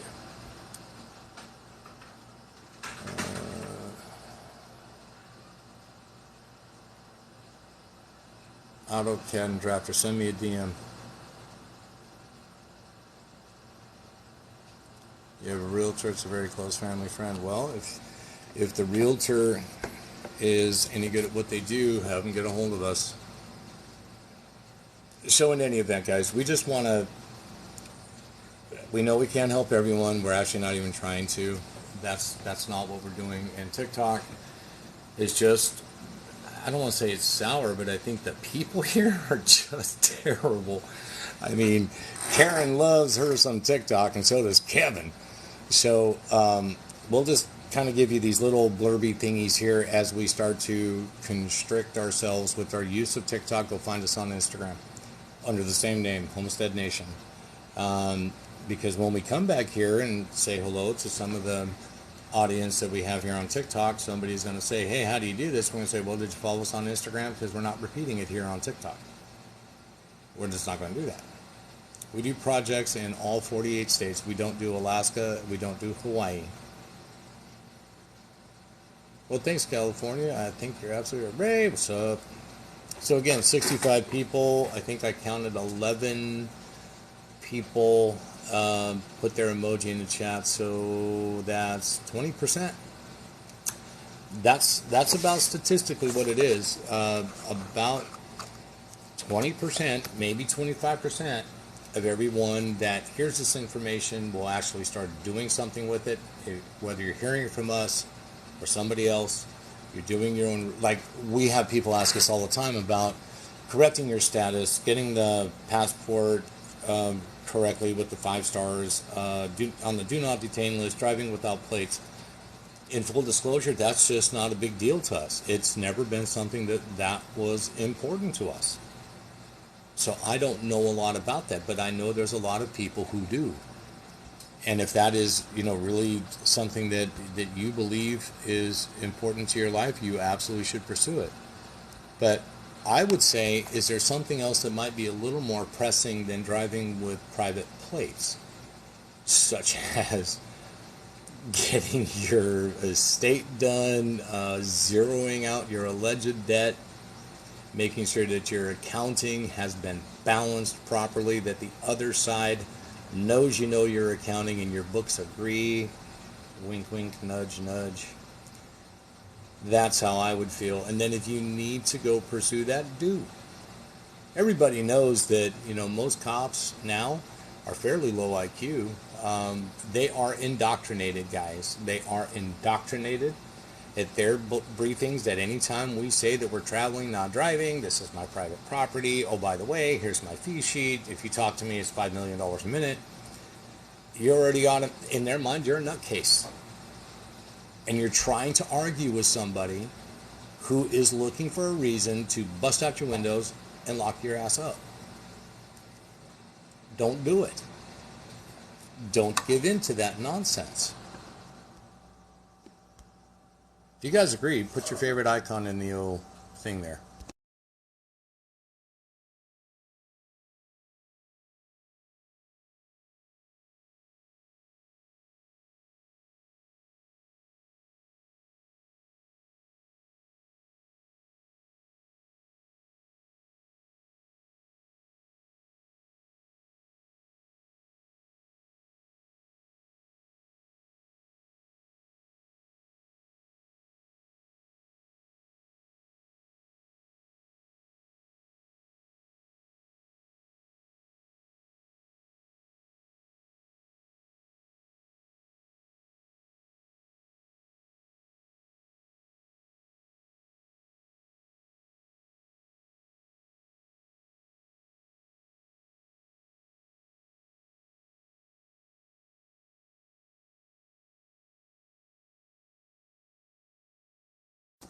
Wow, the censorship is real here. I don't know why they keep cutting out the audio. Can you hear me now? No? Am I just talking into nothing? Echo, echo, echo. Okay, good. So, please do go follow us over there on Instagram. We are not going to be discussing the finer particulars on TikTok. It's just not worth it to us. The constant reporting, the bashing us, the kindergarten, don't be their friend because they suck. It's just too much. So over here, we'll tell you maybe about the what. Follow us on Instagram if you want to learn the how. I think that's all I can say. And we hope to see you guys over there too. But while you're busy doing your studying, you better learn about the electric mechanical money that they're bringing to you. Read about the electric mechanical money. There is a term for it, but I am tired of getting a strike. They wrote an entire white paper about this, of what this mechanical electric money can do and how it will restrict you. I hope that's resonating with you. So I choose to say there is a door closing because the old system is going away. The old system is dying. It is going to be, and just like everything else, every empire, every government, everything since the annals of history, it's always replaced by something worse. And man, it don't get much worse than this. So if your door is closing, now I know a lot, it's still contracts and it still works like it. Sure. Like they can't overturn those very laws, repeal them with something else. Why do people within their simplicity things that think that it's always going to remain the same? Are you kidding? If they're wanting to do this and there's something pesky like a rule or law, well, we got to get this out of the way. And even if they don't, what about the corrupt courts? What about the administrators, we call judges, sitting there and they legislate from the bench because they're on team whatever? Or they're an activist judge and they have a social agenda and they know that through their gavel and their signature, they can affect the change that they believe. Look, everybody wears a jersey of their favorite team. The only jersey you should be wearing is the one that represents yourself, or maybe your community, Team Freedom, I don't know. Actually, I'm thinking about making a Homestead t-shirt thing and just kind of wearing that around. I don't know. I understand Homesteads are not for everybody, and that's to the extent that I can help you. I can't help you with anything else. It makes no sense for me to do that. I have no interest in doing that, so I won't. But I do believe that if you've seen any of the videos on TikTok about the fake foods, the experiments about they take a cabbage leaf, they just bought a store peeled cabbage leaf, they put it on an open burner on the stove, it does not catch fire, it kind of melts, and then they can stretch it like plastic. That's what they're feeding you. That's what they're trying to feed everybody. You got a homestead, you don't have to worry about that. You know what went in the ground, and then you can eat that kind of stuff that's healthy for you. It's crazy. To me, it's crazy, and maybe it's not to you. I'm not going to eat that crap. No way. This whatever fake meat stuff, absolutely not. Get your own livestock, get your own herds, get your own poultry, all of that. If you do that, if not, if you are more vegan or vegetarian, then you better know where you're getting your seeds. By the way, it's not in the little packets from a company that begins with a B that you find at the big orange box stores or the blue box stores or anything like that. That is just the same garbage that you're seeing that's already on the shelves. So where you get your seeds is extremely important. You know what I'm saying? Homesteading is definitely the way to go, in my opinion. It's a lot of hard work, but wow, you know what? Make a family plex out of it. Put something on there for your whole family. Generational estate is what we call it. That's where we choose to devote all of our time. But, honestly, we don't want to be doing this forever anymore, and we'll be real candid with you. That is not something that we're going to be doing. Because there's a lot of life to live, and we also want to go live our lives and enjoy that while we can, so we're going to. So no, we're not always going to be here to do this. So, if it's important to you, you might want to consider that. And again, if it's not, there is no harm, no foul. We only want to help the ones that we can. Does that make sense? Yeah, they struck us for talking about seeds. They sure did. Yeah, seems like they're afraid. And by the way, it's another 3-letter word they don't like. G's, M's, O's. Say that. Boom! You get a strike.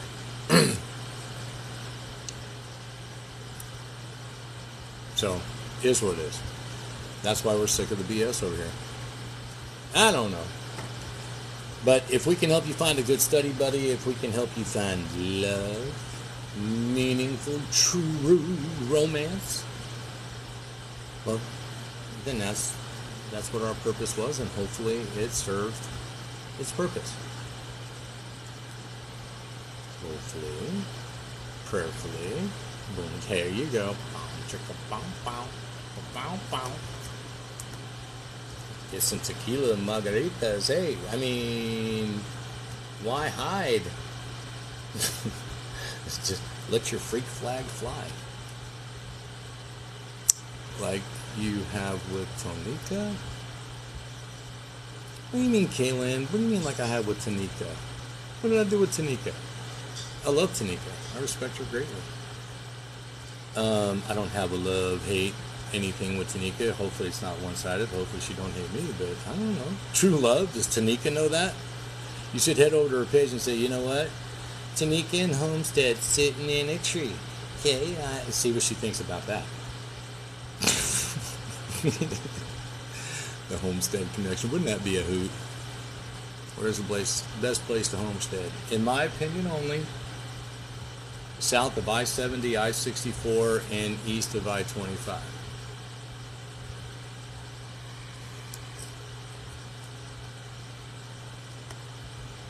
That's my opinion. That's pretty big quadrant. She said the other day she was your wife. What the hell? Wait a minute. Kaylin, hold up. Tonika said that? Or were you thinking of Patrice? Patrice really likes to tease me and say she's my girlfriend, but you sure it was Tonika? When did she say this? I missed it. Where did she say it at? Did she say it here? Or did she say it on her page? Do you remember? Oh, now Kaylin ain't gonna say nothing. Oops, I said too much. She said it like 5 days ago. Was it on one of her lives? Or was it over here?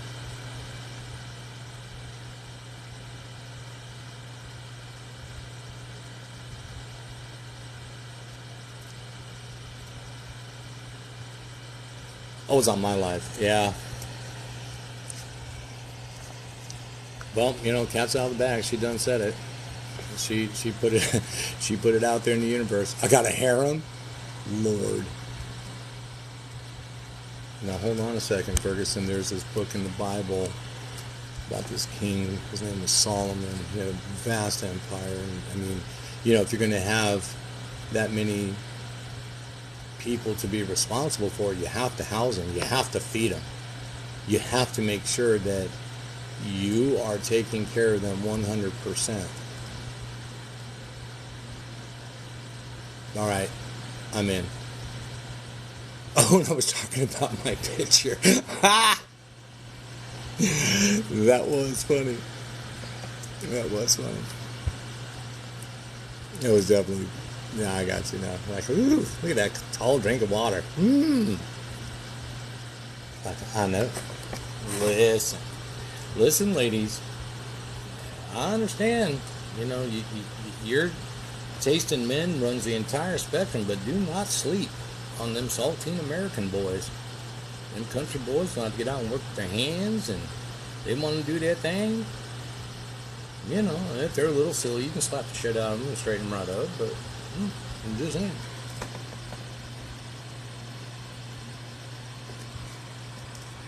Just call you the matchmaker. All right, Kaylin, that is now your official position here at the Homestead Nation, all right? You have the love connection. Perfect. That's what we're talking about. Imagine being able to go out and do those things with somebody that, you know, is a piece of your soul, a piece of your heart. And I honestly don't care if it's 1 or 100. I don't care. I have no opinion on matters of the heart or the privacy of your bedroom. But I do know that will make all the difference in the world, because there are still storm clouds coming, whether we want to admit that or not. It's coming. And you still have lots that you need to do. Okay, homestead, pardon me, is a lot of work. You're going to need, at minimum, you're going to need animals such as dogs. You will need dog breeds that are suitable for that. You are going to have to give them a job. Those dogs thrive in those type of jobs. Now I'm not talking about your Chihuahua, your Lhasa Apso, your Shih Tzus. Those are just your tiny little, companions. But the big guys that can keep the coyotes away, the black bears away, the crackheads away, the bad guys away, yeah, that's a very special purpose thing. And it's okay, because you are no longer going to feed them that garbage that comes out of a bag. You're actually going to make them their homemade dog food, because you know exactly how to harvest and produce that. So you're not worried, man, I can't have more than one big dog. Yeah, you can have like 5. Right? As long as you're making the provision to take care of that. Come on now. Come on. Let's think about it. You want to have that harem of them 100 beautiful women. Oh boy, you do realize women talk. Oh my God. And they will hold secret votes behind your back. But nonetheless, you stood up and said, I'll be responsible. So you got to be responsible.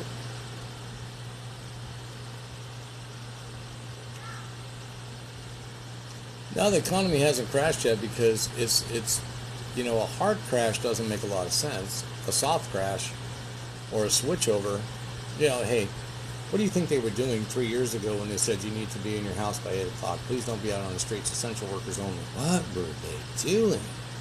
What were they frantically installing and working?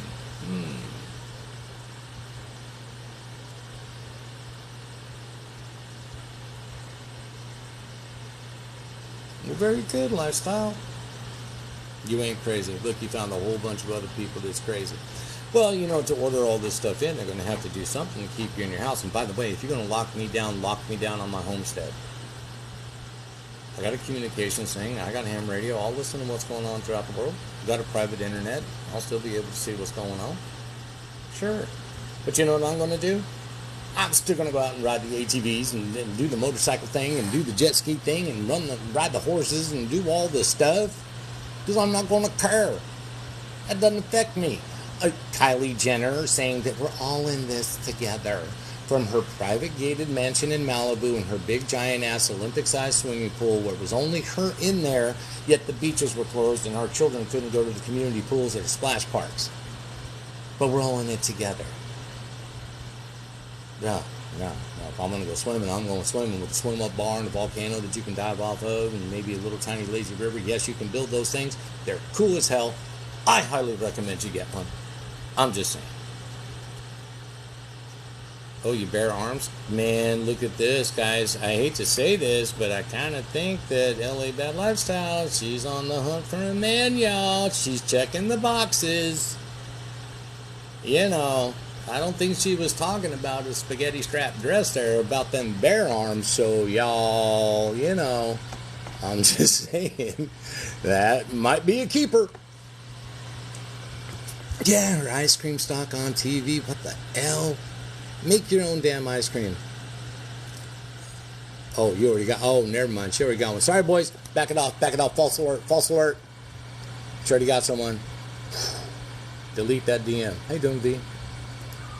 Good Lord, that was close. God damn. We might have been in some trouble there. Ooh. Listen, y'all are going to have to say if you're spoken for, man. That's just not right. I mean, this is the internet. This is a chat room. We can't see your finger. We can't zoom in on your finger to know.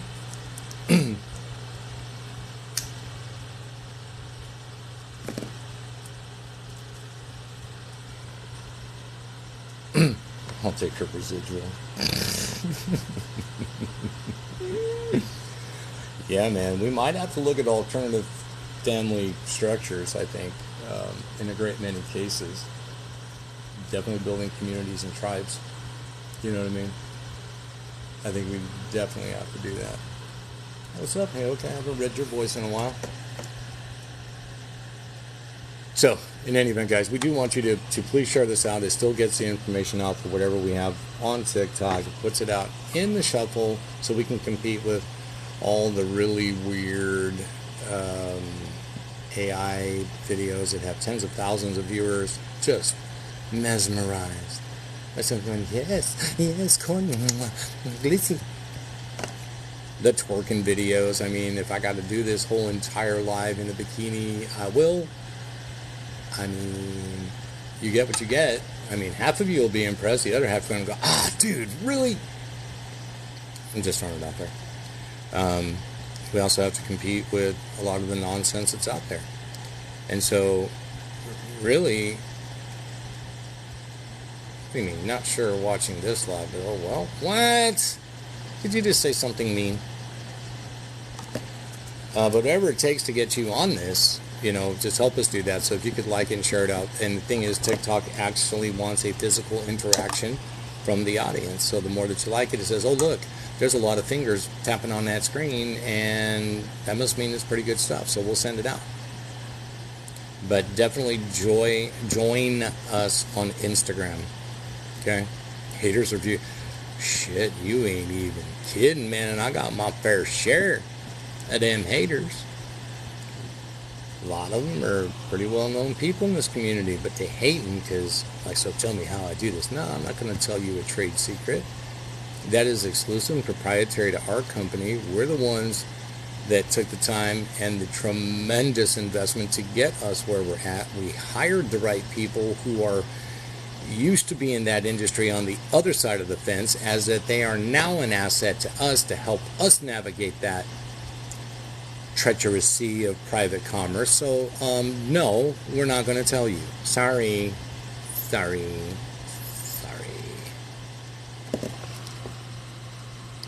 And if that means you don't like us, then I guess you don't like us. Again, easiest thing to do is block us so we don't show up in your shuffle. Harvest right, Heather. That is, and by the way, we have a lot of standard stuff that comes with all of our builds. A freeze dryer is one of them. We're also the only builder in the nation that comes standard with every house that we build. Is you have your own infirmary, which is basically like your own little micro emergency room, just like you'd see in any clinic. Decked out just like you see in any clinic, fully stocked, all the supplies, defibrillators, everything but the narcotics. All the how-to videos on first aid, advanced first aid, wilderness first aid, stop the bleed, suturing, splinting, animal and wound care, insect reactions, unless you tell us not to put that in. Then we won't. Communication room with all the ham radio equipment and 2 satellite phones, standard, unless you tell us no. Heather, do you build in Arizona? Yeah, all lower 48. Hate the Northeast, hate the West Coast. So we can just go to the site and get set up to move forward. What site? Question mark. Prodigy, yes we do.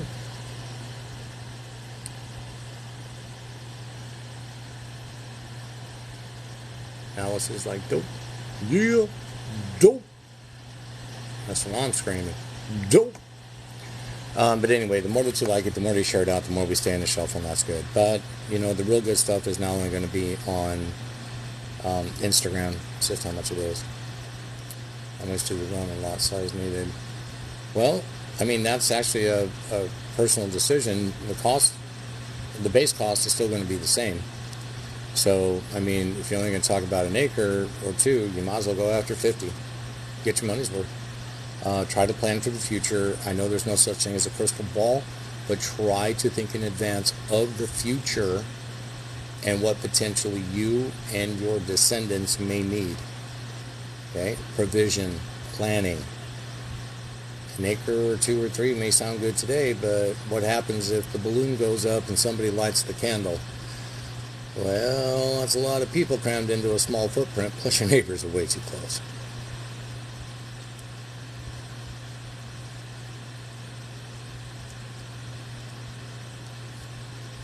So you can learn mid-winery? I have never heard of that. That's pretty cool.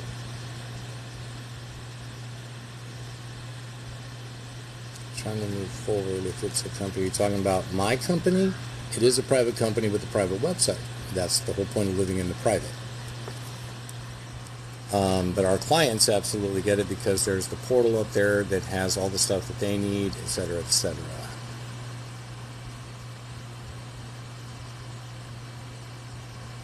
Yeah, a lot of people never think about the clinic stuff. I mean, but what happens if you're kind of far away from medical services, or if they decide that they won't treat you? I'm just saying. You want to make sure that you can handle that emergency when it comes.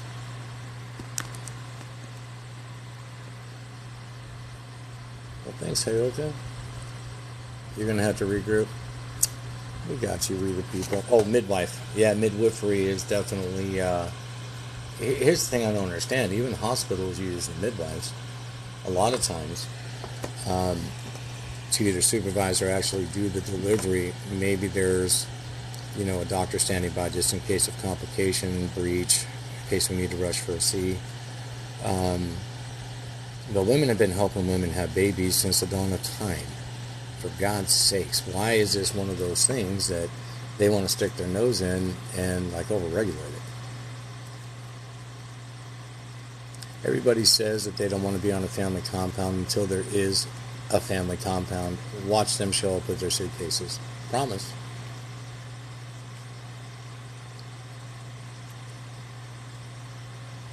Big tub built in the ground. I get that.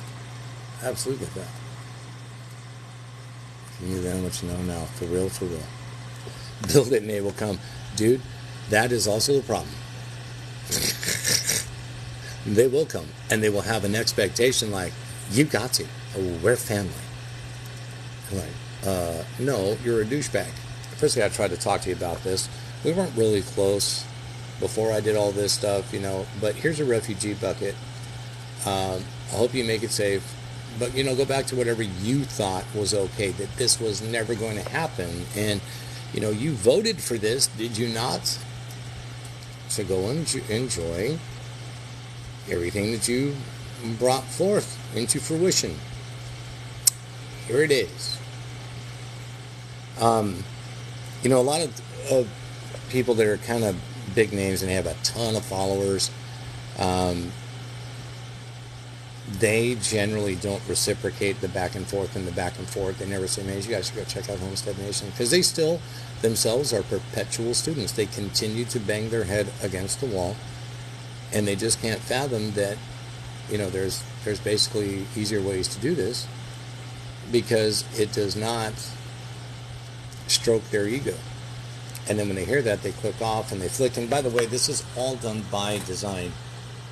And it started with the dating apps for you to swipe left and swipe right. Think about this. You were going to make up your opinion about a human being based on a picture and a bio. If they are worthy of your time. What if they're camera shy? What if they're actually just not photogenic? But in real life, they're not bad looking. What if they're no good and they don't know what to say? They kind of freeze up. Maybe they're shy. You just determined to dismiss them because of that. So now we're used to left, right, left, right, left, right. And at the blink of an eye. 80% of the available men that would be good men are chasing the 20% of the available women who are chasing 2% of the men that are on there that are just looking for a hookup, just looking to use you. Yet, for some reason, you think because he paid you attention to get that one little thing that his basic animal instincts wanted, that's husband material. No, that's called biology. That's all that was. Sorry. But all those good guys that you swiped on, that was actually that meaningful thing that you were looking for. But society has changed what we are supposed to look at as a beauty standard. And now we come to a thing like TikTok, which is where when you're watching a video, flick it as fast as you can, right? Short form videos, do it in 8 seconds or less. They have purposely introduced ADD to the masses. If you're in a channel like this, which is not like the other channels, which isn't trying to sell you an ebook or a master class or any of this other bullshit. We tell you stuff from the other side because this is where we are. Listen, come to our table because we have a completely different conversation here. And they flick off and the thing goes down. Well, we could say, listen, did you know that with this magic form, all your little dreams can come true? All you've got to do is fill this out, appoint this, that, send in this little template, get your trust, file your TDA, everything is great. You will never be poor again. Oh man, they got thousands of viewers. Thousands. You come over to our little side and like, yeah, what do you mean there's a danger to doing that?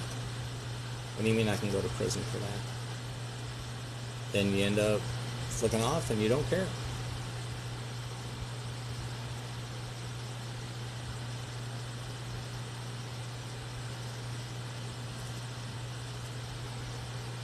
You hear somebody else's live at the same time as ours? Probably a glitch in the app. Because I don't think we're simulcasting with anybody. Huh.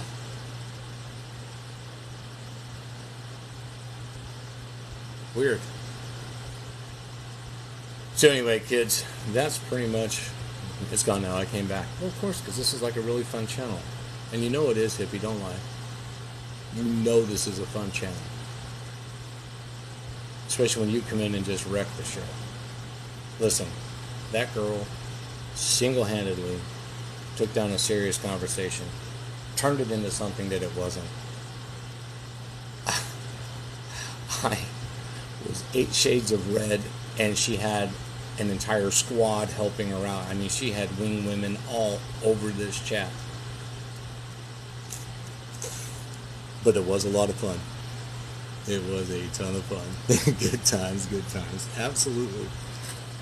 That's why we just hope you guys will stick around with us and you guys will stay. And if you go set your notifications and turn it on live to get a notification if and when we go live, TikTok will pretend to notify you. And then you can kind of join us. But from now on, the stuff that is most important to us, TikTok, I'm sorry, you should have been nicer to us. And some of the meanies that seem to find our channel, well, nobody likes you either, so we're just going to do this stuff over on Instagram. And then if we get really inundated, we'll make something else that is extremely private and is by invitation only, and then that's that. You see? We're still going to be in control of what we want to do no matter what. Period. End of story. So the only reason that you would be trying to get us flagged is because we're hurting your bottom line. Still getting the... See? Here we go. Here we go. I suppose if you want to have a dungeon, a playroom to your beautiful house, you can. That'd be just too freaking weird.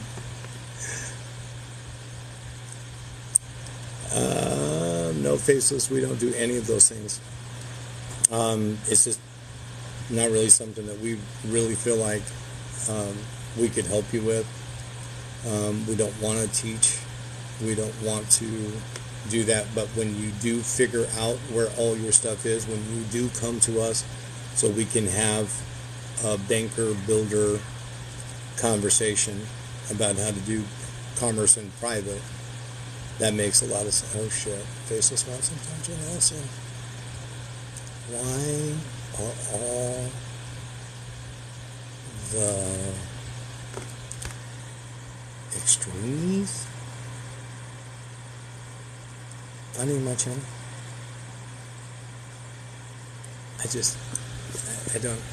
I'm not a prude, but made it sound fun.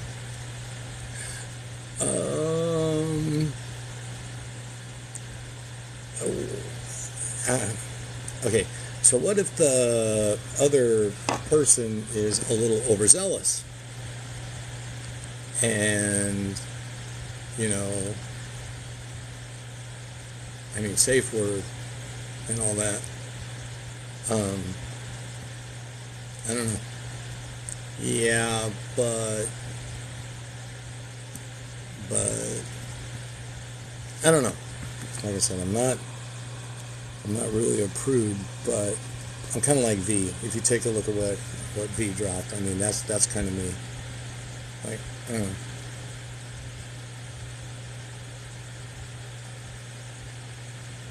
Safe word is far from Ubis to that. Far from Ubis to that. Yeah, I mean, if they can't pronounce it, they can't call time out. I get the theory. I got you. I understand.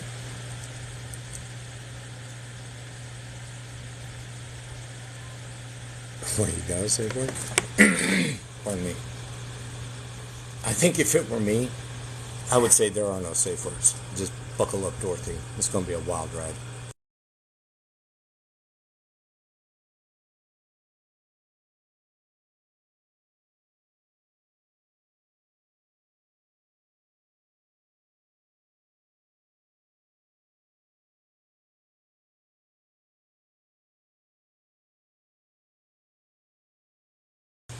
I don't know.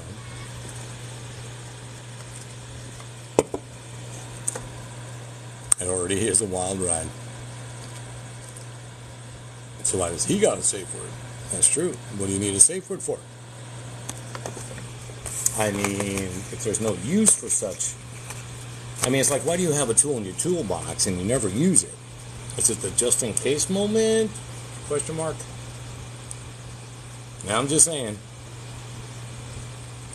Yeah, so far I have not got flagged, but then again, the usuals that pop in for a couple seconds to take us down so that they can then go to their live and everybody goes over to their lives. They haven't been in yet. Pigs, chickens, meat, chickens, and eggs, as well as beef, a couple of 365 greenhouses and hunting.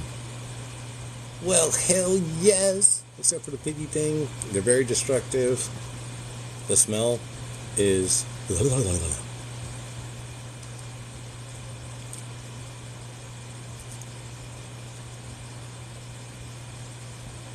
Ha! Kids got safe words.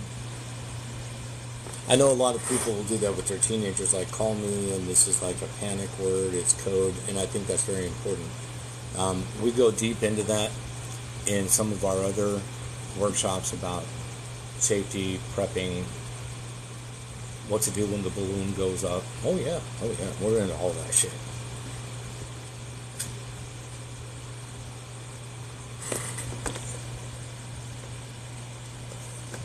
Storage container with hydro. If you, well, above ground is not bad, which is not bad. And you can put like a, sort of like a greenhouse type roof on it.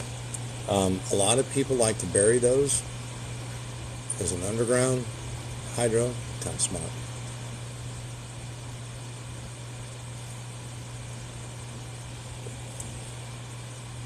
Yeah, very familiar with aquaponics. No, they don't buckle. Not when you put the right casement around them, they don't buckle. You shore them up. I mean, they in and of themselves are only really designed to be stacked, and only at a certain weight and yada yada yada. But you know, you do a lot of things on the EXO, and it makes it a whole lot easier. You're definitely going to pay attention to what your casement looks like. Popping those in the grounds is very safe and secure now compared to when everybody was trying to buy them and bury them because, you know, they thought that President Obama was the Antichrist and everything was going to go to... Look, he's playing his part, but so did George Bush. So did Bill Clinton. So did Ronald Reagan. So did Gerald Ford. So did Richard Nixon. So did Lyndon Johnson. You see, you can't point it really to just one of them or one of those people, because the truth is they're all in on it. The illusion that, they're wearing your jersey and they're speaking to things that are important to you, that's part of the deception. They still got the same coaches and it's the same owners. You're playing the offense and defense game. Absolutely, it's a process. You got to slow walk that shit over a couple generations to get here, and they're very patient. Very patient. Because you got to remember, they do believe they're immortal. It is a cult-like religion to them. They have dark forces on their side.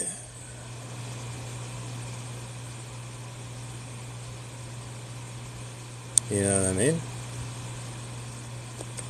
So, even if that is true, even if it has to do with Illuminati, possessed by demons, the Lord of the Underworld, all of those things, they're smarter than you, okay? And they're smarter than me, and there's more of them than us. And so what we got to do is be smart collectively in our little group, wearing our little team jersey, and creating a network across this country of supply chains and some other things to help each other out. Hence why we put communication rooms in everything. Now you can go get your FAA license, or your FTC license if you want. Pirate radio, where's your spirit of rebellion? Mind your own business. Be the gray man. Out of sight, out of mind. Listen. They're not coming for you if you're out in the sticks. You're not worth the problem. They'll starve you out. They're going to fire up this big, massive antenna array and put hurricanes in the middle of the Rocky Mountains. How is that possible? I'm just saying. But they're not going to mess around with you because you're not that important. What they want are the masses. So please, get on Google Maps, Yahoo Maps. Get out your old Rand McNally Road Atlas. Take a look at any major city in the United States. Any major city. And you will notice one thing in common. They all have a highway that circles the city. Doesn't mean it's a closed loop highway. Doesn't have to be. That was also strategically planned by the Army Corps of Engineers. I used to work for the Army Corps of Engineers. That's how I know. So, there's a reason for that. There sure is. That stops people from coming in and mostly from people going out. This is why they want you living on top of each other. This is why they want you in their suburbs. They don't want you out there doing your own thing. Just saying. Late nights are always Saturdays at 10. Always Saturdays at 10 until we decide TikTok and we'll just put up videos and we'll never go live again over here. But you better follow us on Instagram. I can tell you that. And I would do that sooner rather than later if you're interested.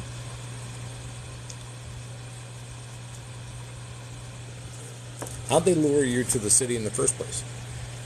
I mean, some of us were born in cities. I'm from a little tiny small mountain town, so I'm a country boy at heart. But let's take a look at that. What's the reason? Well, that's where the jobs are. And hey, we don't necessarily like the entire urban thing, because honestly, driving downtown sucks. There's too much traffic, too many pedestrians. It's a slow thing. There's a light on every corner, and don't you know it's always red? Or they'll let you 2 cars through on the green light before they change red again. Stupid. Stupid! So they give us suburbs. Okay, that's a little better. Then they give us bigger suburbs, for the fancy schmancies, middle management types. They get the elbow room. And then beyond that, they might even have some of the executives that live on the extreme of the suburbs and have the really nice things with the gated community, with the guard shack, and all. You understand what I'm saying? This is how they get us in there. Yeah, you can't go wrong with Mississippi now. Land is good and it's cheap. So don't think that everybody out there, by the way, is a country bumpkin and some backwards ass person still thinking that it's 1925 just because they wear coveralls and they're not afraid to work with their hands. Those are some of the smartest people you'll ever meet. Good friends to have. So yeah, we're all about that life. All about that life. Good neighbors make good, good fences make good neighbors and all that. Get out there and start standing up on your own, damn it. Women, have that uncomfortable conversation with your man. Say, looky here. We're going to have this talk, and you better listen.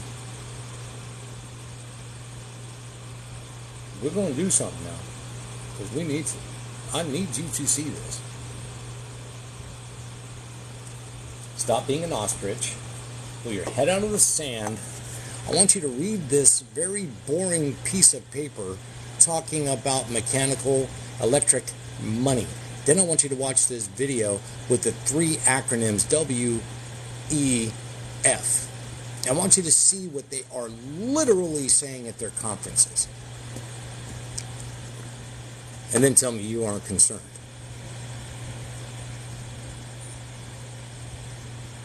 Go ahead, I'll wait.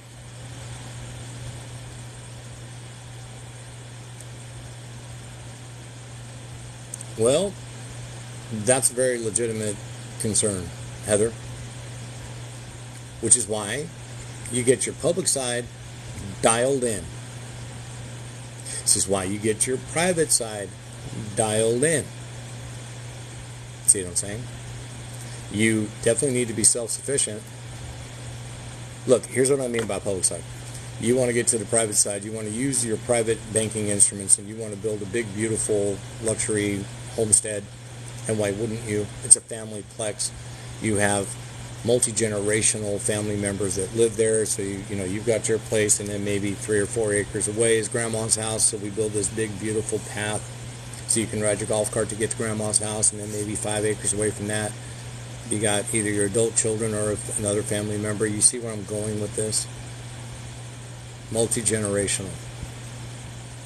Now, the thing is, you're still going to need to you're going to need clothing, probably going to need some tools. Remember, when we teach this in the prep and survival classes that we do, 2 is 1, 1 is none. So you need a duplicate of everything you have. Because if you only have 1 and it breaks or it goes out, then you have none. So 2 is 1, 1 is none, 3 is 2. You start to understand these simple concepts, and you stockpile. But unless you want to go out and grow your own cotton, then you want to be able to spin it on a loom and make threads, and then you want to weave it together to make fabric, and then use a sewing machine and make your own blue jeans. You're probably going to still need a little bit of money to go back out and buy yourself some blue jeans. I hope you understand what I'm saying to you, friends. I hope you understand. And so then at the end of the day, you want to know what you're eating, right? You want to know what you're eating. Does that make sense?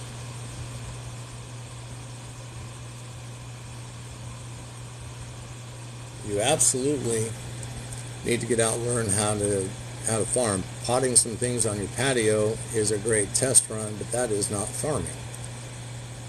That's a daily thing. Checking your fences, that's a daily thing.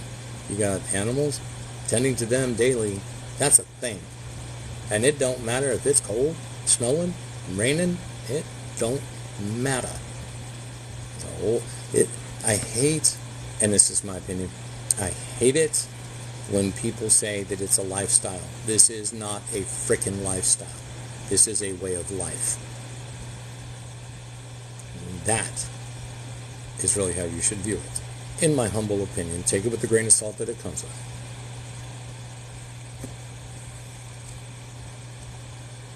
Yeah, homesteading is a shit ton of work. But the rewards, you can't, they're priceless. It's just, it is what it is. I would, any given night, open up the bedroom window and hear that stream running. The thunderstorms, the lightning storms, can't beat it. So much starlight and moonlight, you don't even need a flashlight to walk around out there in the woods. I'm not making this up. Using your naked eye on your hammock, and you can see satellites flying over.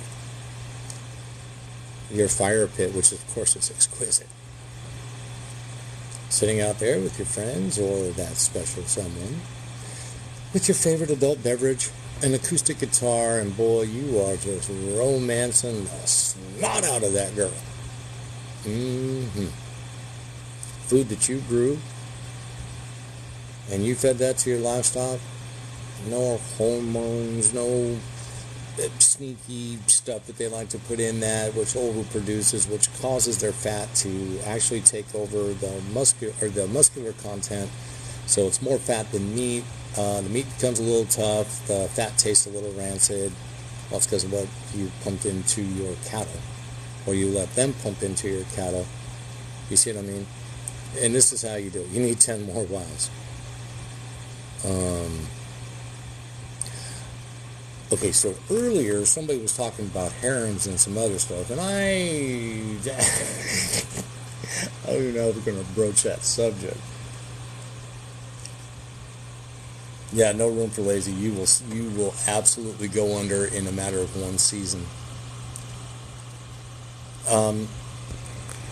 If you have children, I highly, and man, I will say this until I am no longer on social media, get yourself some pygmy goats. Those animals have the intelligence of like a 3 or 4 year old. It's been proven. It's a study on the pygmies. They can match that energy of those children. They literally cannot separate the children from their herd. They don't see them like that. If they know what bedroom they sleep in the morning, when they get up, they will be out there yelling for the kids to get up. Like, hey, let's play. They'll come to your back door, and they'll scratch at it like a dog. You open the door just so you can say, shoo, shoo. They will run in your house. They are the most amazing pet to have. Now, you can raise meat goats. They're a little bit, they're great when they're little. They get a little older, they get kind of ornery. They get a lot of pushy shovey, which is not good for the little kids because they will push you down. Says live in Wisconsin. Sure you can. Wisconsin's beautiful.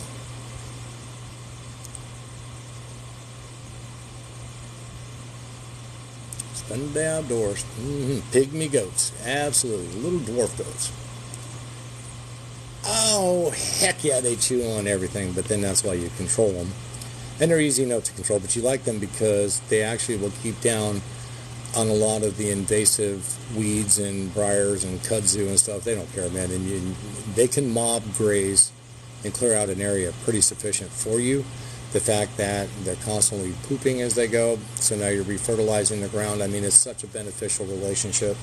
As soon as you get them doing that, you want to get the chickens out there anyway. Same thing if you're mob grazing your cattle. You want to put the chickens behind them after they go. You're going to create your own compost heaps.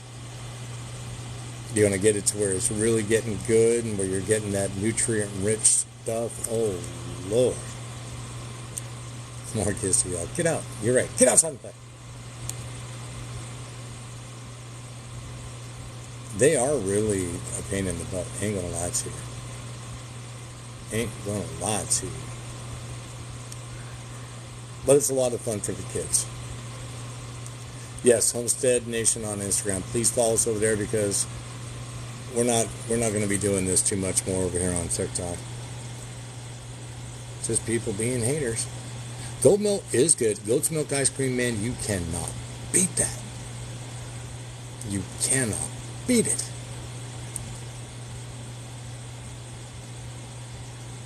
Because your chicken's looking rough. If you want bantams or anything like that, we do work with breeders all over the country, so we can help you with your starter herds and everything.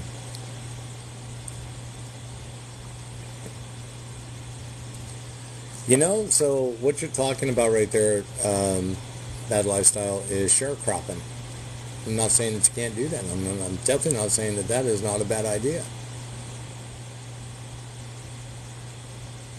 You know, if they're willing to come out and do that, and you're okay with strangers being out there, or if you have a contractual agreement, you put them in, you know, their place at the back, and the agreement is, hey, I need you guys to do this in exchange for this. Sure, and there's no wrong. Okay, hold on, Deep. What are you talking about? What sign, man? What sign?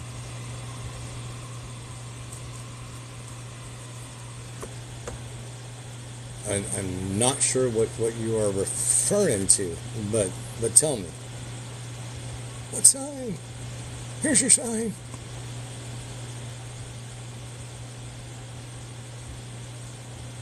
Oh, that's not a sign. Those are words. Shit, I thought you were talking about our logo. Oh, so you guys have no idea what this is about. Oh. Well, this is all about... Yes, okay. All right. Words matter. And I wasn't picking up what you were laying down. So, essentially, you can be your own bank. You can do everything the bank can do. You never knew you could do that, but you sure can. And so, you don't have to have a credit check because you're the bank. Why would you check your own credit? It's up to you who you approve and deny, so you're going to approve yourself, of course. You're going to use private instruments just like the bank does. And this is how you get that handled. The only difference is, it's not a loan. It's not borrowed money. It's not that at all. It's predicated on something as simple as understanding credits and debits, and that is how you move. It's a little bit much to go into here now, and I am not going to explain this to you in depth here, but I will do my best to point you in the right direction where you can go get the information so you can do it. Now, it has nothing to do with being a sovereign. That garbage is the most stupid thing I have ever heard in my life. Unfortunately, I fell for that several years ago when I first heard about all this. I'm like, oh yes, I am one of those. Only to find out that I'm not. It is just business, Conscious. You're absolutely right. It's a different form of business. Well, secured party can be part of it. That is a real thing. That is not some whack job conspiracy stuff. But there are layers to this. Secured party is sort of intermediate because you're moving in completely different circles with that. You're trying to accomplish things a little bit bigger than maybe settling your accounts to zero. Trusts, I would absolutely say a trust is very important to this if you want to cover yourself. What's up, Swan? That's what I would do. But that's why we put this forum out there. We'd really recommend it, if you can, if you don't have any plans, join us Saturday night, 10 p.m. for Homestead After Dark. It'll rearrange your world. I promise you that. Come here. Start here Saturday night. You sure can. You can build this stuff and put it in a living trust. Why are you at off? Is that it? Is that it, me?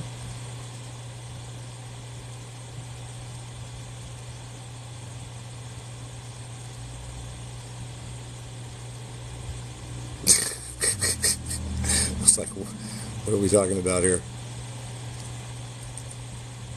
Well, you'd be guessing wrong, Deep. I don't sell you anything, and I'm not going to teach you anything. I will point you in the right direction of other people who can. Now, whether if they charge a fee, if they don't, I don't know. I'm not affiliated with them. I just know that they know some pretty good stuff. Or, of course, you can do this all on your own.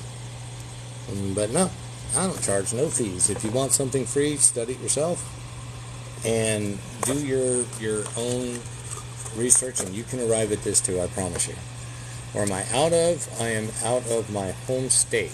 Part of living in the private is you don't put your ass out on blast and tell everything that you know, but we do have offices spread out through 48 states, so we're good. No, I agree, consciousness, but most people, it's just like with the SPC thing. Well, I'm going to be a secured party creditor. I'm an SPC. It's really more SP. The C part's kind of redundant, kind of like sovereign and citizen. It's kind of an oxymoron. When they hear about, you know what, let me get my irrevocable and revocable trust. This is all first introduction knowledge and terms that people are hearing. We definitely want to point you in the right direction where you can get the right information on that so you're not led astray and end up being in a lot of trouble. So that's pretty much what we would like to do. No, we're not doing any affiliate marketing at all. There is no affiliate marketing.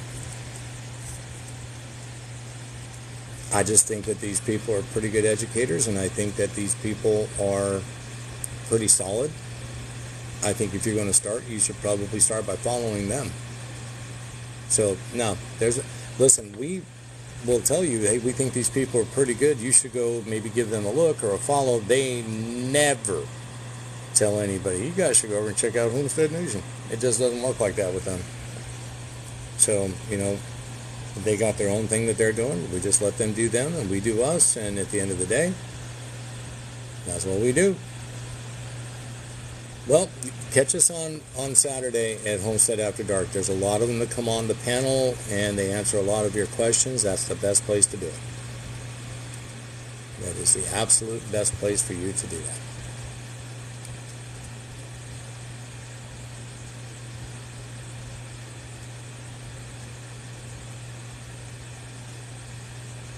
Boy, y'all just be sitting there with like your fork and your knife pounding on the table saying, we're hungry, feed us. I got you. Homestead After Dark will be here on TikTok, 10 p.m. Central.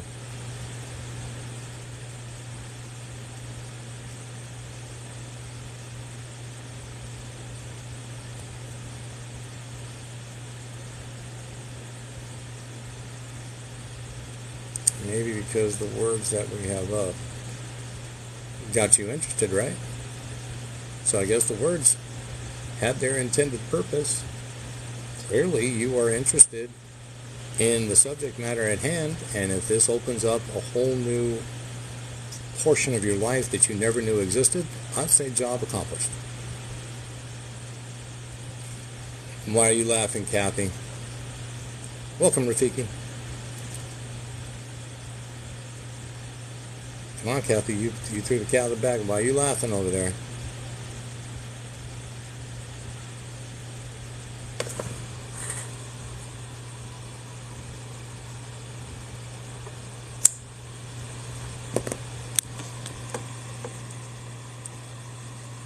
Oh.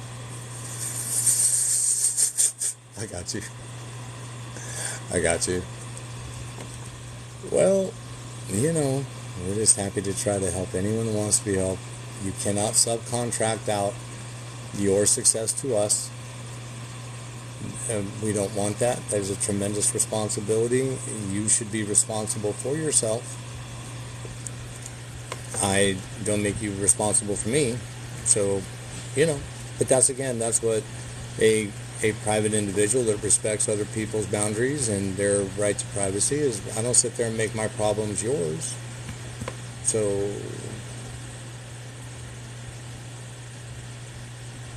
absolutely. But, you know, honestly, deep, and I get that sentiment, man, between you and Broken Said Spoken, I'm afraid to set something down in front of you, man. I might lose a finger or two. Y'all are that damn hungry. Over there screaming and yelling, tell us! Listen, this is an all-you-can-eat buffet. This is just our little tiny corner of the cafeteria. I promise you the cafe is open 24/7. 24/7.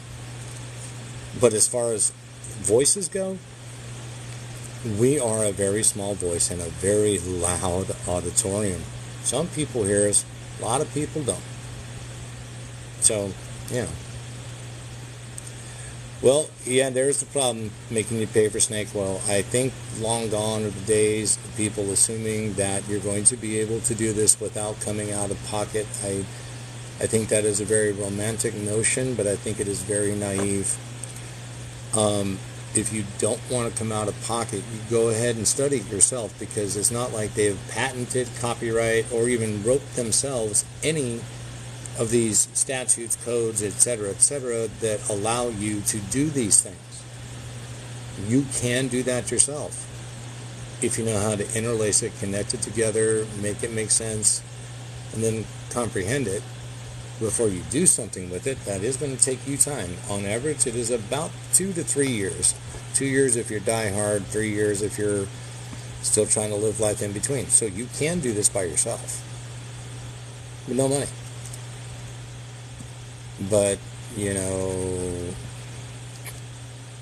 sometimes you have to pay to leapfrog and get that advanced education. We just do what we can over here on our part, short of telling you this is how you do this. This is something that nobody is going to be able to circle back and say, well, Homestead Nation, those guys said, no, bullshit. We did not tell you that.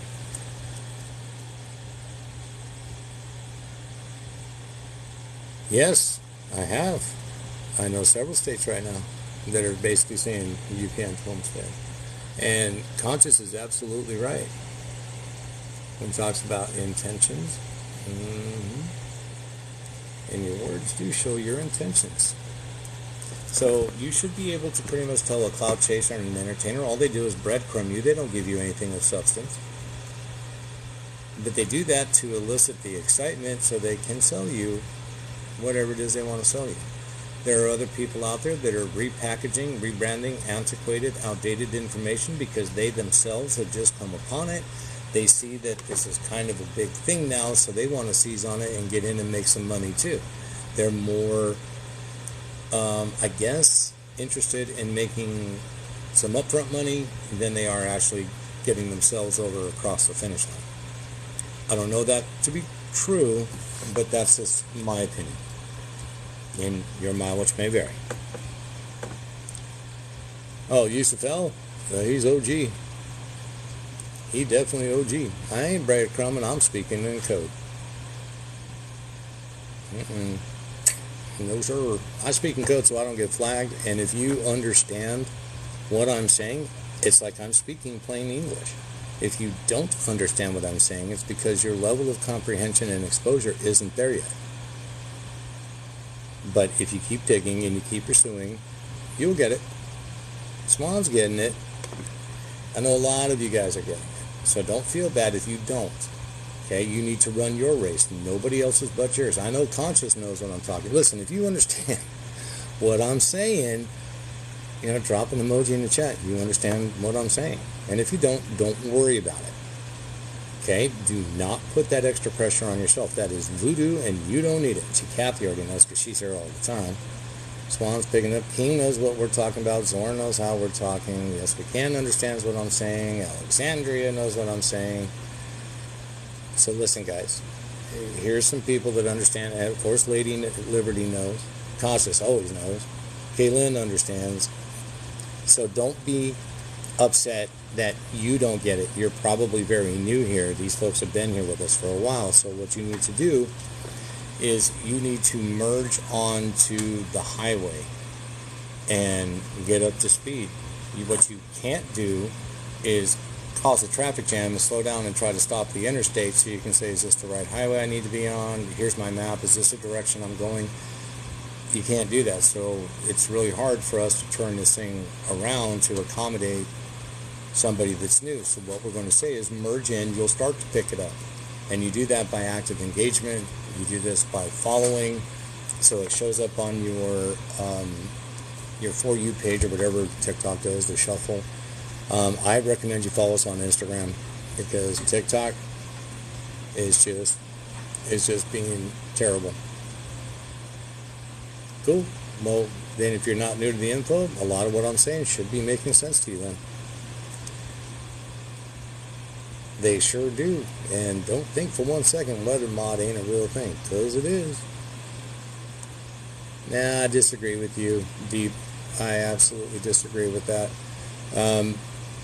People put in a lot of time and a lot of research, and they've given up a lot of their time. And if you're going to use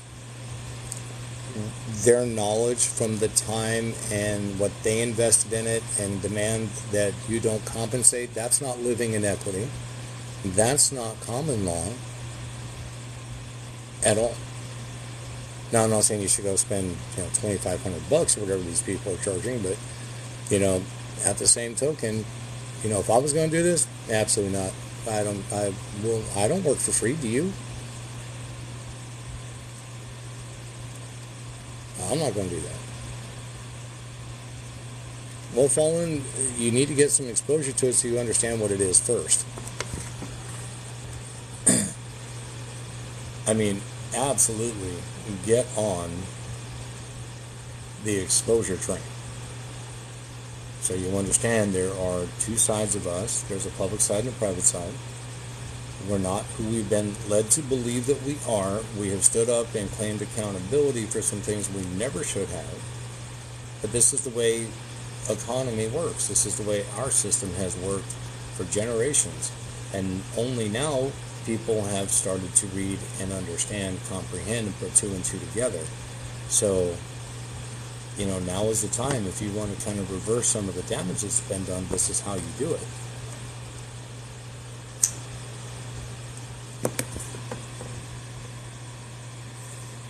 It's definitely not an overnight thing. Oh, Lord. And due diligence is your own responsibility, for sure. It's really hard to try to subcontract this out to everybody. I mean, saying, hey, you need to teach me, man. Knowledge should be free. It is. It's called read it yourself. Teaching you, though, why would I do that for free? Do you go work for free? That's silly.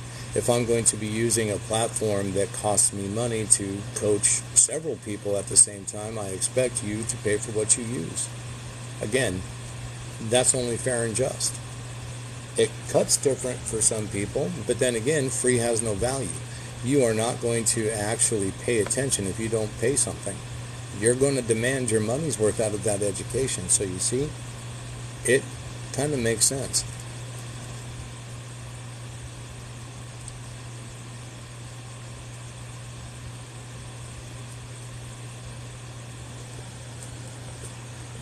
But come join us after dark, man. You're going to get all kinds of stuff. Man, I'm not doing this for the money, Deep. I'm not. What I'm doing this for is to reach the people that I can help for the rest of the remainder of the time that I feel like doing this, which is not going to be forever. Obviously we're going to engage in commerce, so it's not that I'm not going to be compensated down the road. At some point I will, of course. It's commerce. There's an equal exchange. We're going to exchange something, and you're going to get a beautiful, schwanky house that's going to last 2 generations. So, high five. But there's a whole lot of life that I want to live, too, though. I'm obsessed with paramotoring. I mean, just obsessed with it. And now I want a gyrocopter. So, last one out's going to shut off the lights. So, no, we're not doing this forever. So, the ones that we can get in, get them on a waiting list, and start making progress, we'll do that. And then when it's time for us to say goodbye, we will say goodbye and bid farewell. And we're going to batten down the hatches because something wicked this way comes. You heard it here first or second or third. No, I didn't say I wanted money for anything I worked. I said that other people want to get paid for what they do. I never said me. I don't give you my work. Now, if I'm out building you something, you damn right. That's how that works. But I don't need to get all this other stuff like selling courses and ebooks. Well, our shtick over here, Deep, is we are house-centric. So that is kind of what we do, but I absolutely concur, intelligent people to fight against the intelligent, wicked people. What's going to happen is probably going to happen no matter what. You're going to have a helipad built into your yacht. Dude, I was going to DM you and tell you that somebody sent me something about, if you have like an RV, it can be considered a second home or even your primary, but it's the same thing for yachts. And so I was like, hold on a minute. if you're able to build like a house or a homestead, why couldn't you become a shipwright and do the exact same thing? Would that be like totally cool or what? And if you put the helipad into your yacht and I got a gyrocopter, now you can't say, oh man, sorry, I'm not at home right now. It's like, yeah, that's cool. Just what are your coordinates? I'll get there. Heather, invite them over to the lives. Just let them expose to this community. It's a very big community. And especially a lot of the fun and stuff that we have when we kind of get a little silly and things like that. And, you know, when we're talking about something that's serious and some people that are very knowledgeable, it will help kind of clear up some of that for you. I think it would be really, really, really cool for them. You know what I mean?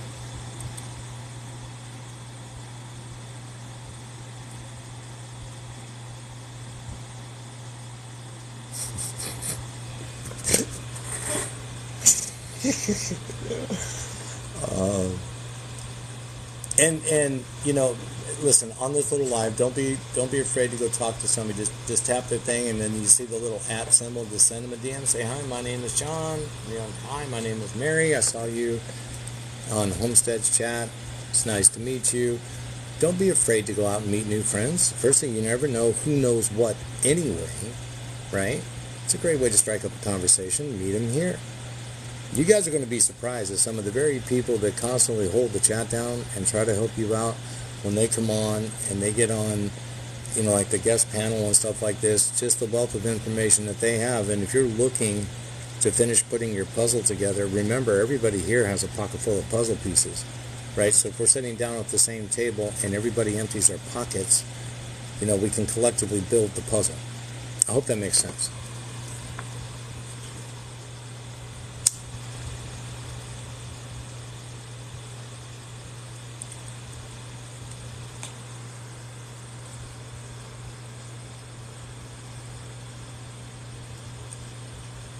You feel like, are you snorting too? oh, Mr. Carter.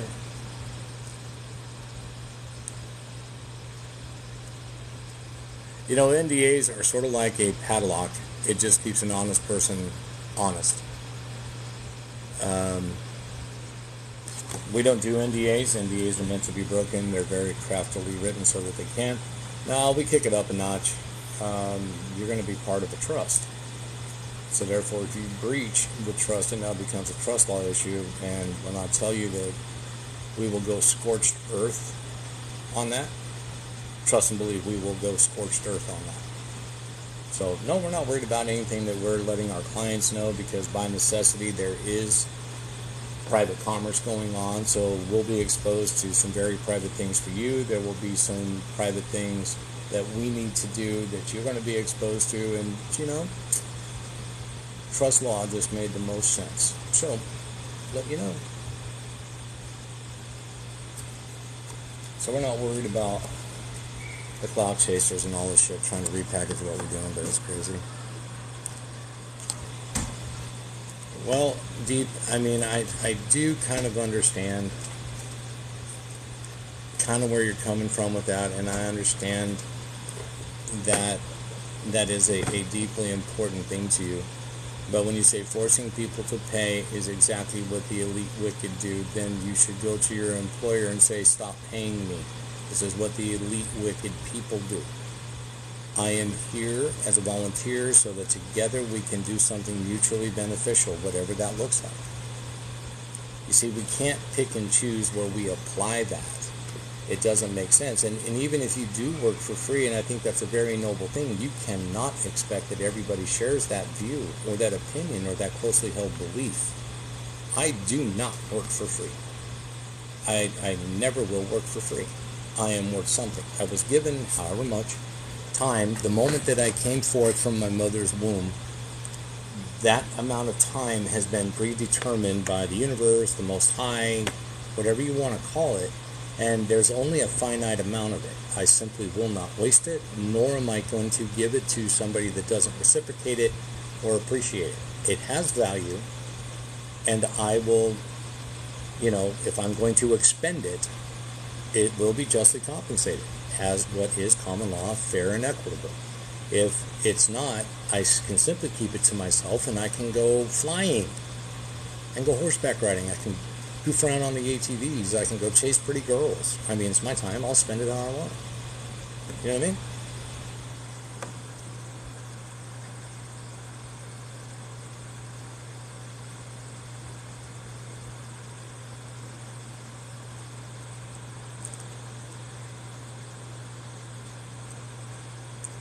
You know, generally free is just no value. If I gave you something and it got beat up, broken, you're like, I got it for free. Or I got 3 more of them. It's valueless. Let me scratch your $90,000 Benz and see if you don't lose your effing mind. Just saying.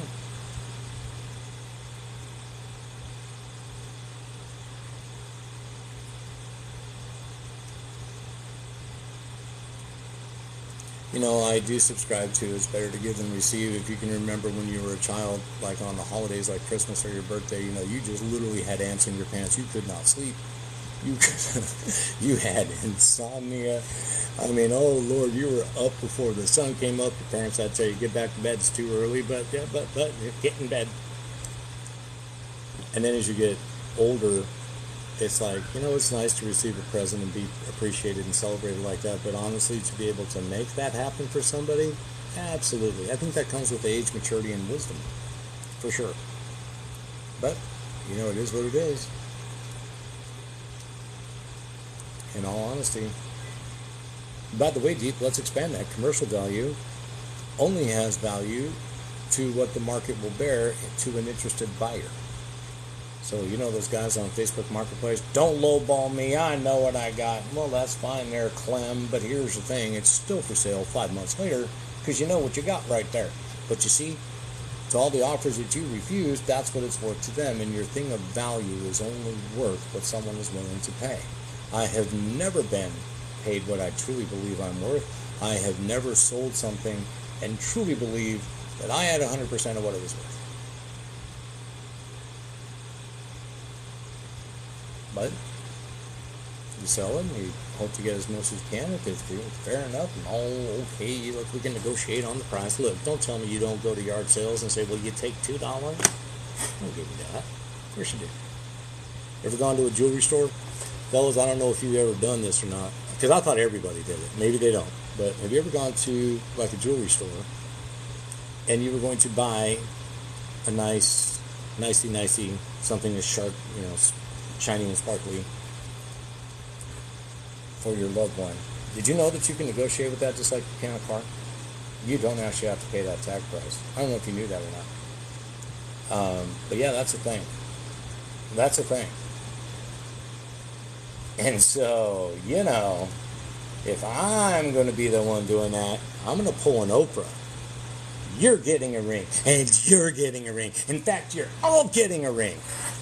Yeah, man. I'm just saying. I don't know. Possible.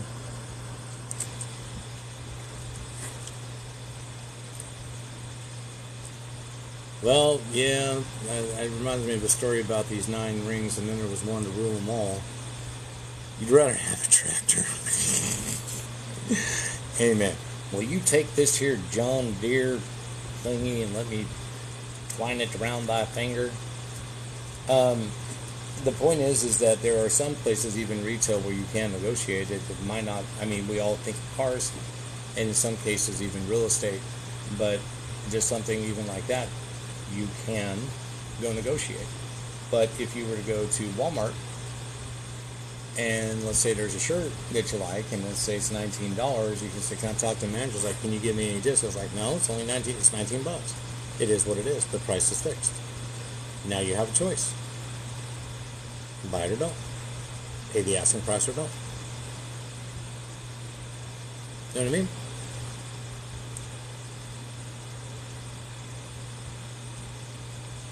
Bartering and negotiation is almost the same damn thing. I do think bartering is very important, and I think that's where real value is when you do that. And I have done that. I have traded all kinds of big, heavy dirt work for non-GMO heirloom seeds, some very good bloodlines on some livestock. To me, that's an equal exchange. Absolutely. You know, it takes these calves a couple years to get up before they can be processed, so can't eat them right away. And seeds take a while to grow. And then you want to grow a few times and get them to go to seed, and then you want to pull those seeds, and then you want to run experiments. You know, this is the initial seed, this is the second generation, this is the third generation. You run them concurrent, see what sprouts, what germinates, what don't, see what kind of effects you have. So there's a little bit of a process.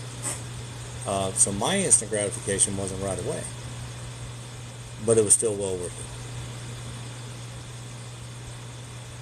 it. You can always get a 10% discount. Can you save me the tax, please? Can we please do that? I don't know. But it is what it is. So in any event, like we said a million times, listen, follow us on Instagram. And that's where we're going to get into the meat and potatoes. Over here, we're just basically showing you the menu. But that's where we're going to start getting into the meat and potatoes. Our goal is this: if we can migrate as many people that follow us here to follow us over there, that TikTok will just basically be used like, hey, we're over here on Instagram, and that will pretty much be the majority of what we do here. It's just the platform just kind of gets hijacked by a lot of special interest groups, a lot of silliness that's designed to rob you of your time. How many times have you been on TikTok like, crap, it's been 2 hours already? It's the same thing, Homestead Nation. Yeah, we definitely agree with the homemade pie for dessert. Mm-hmm.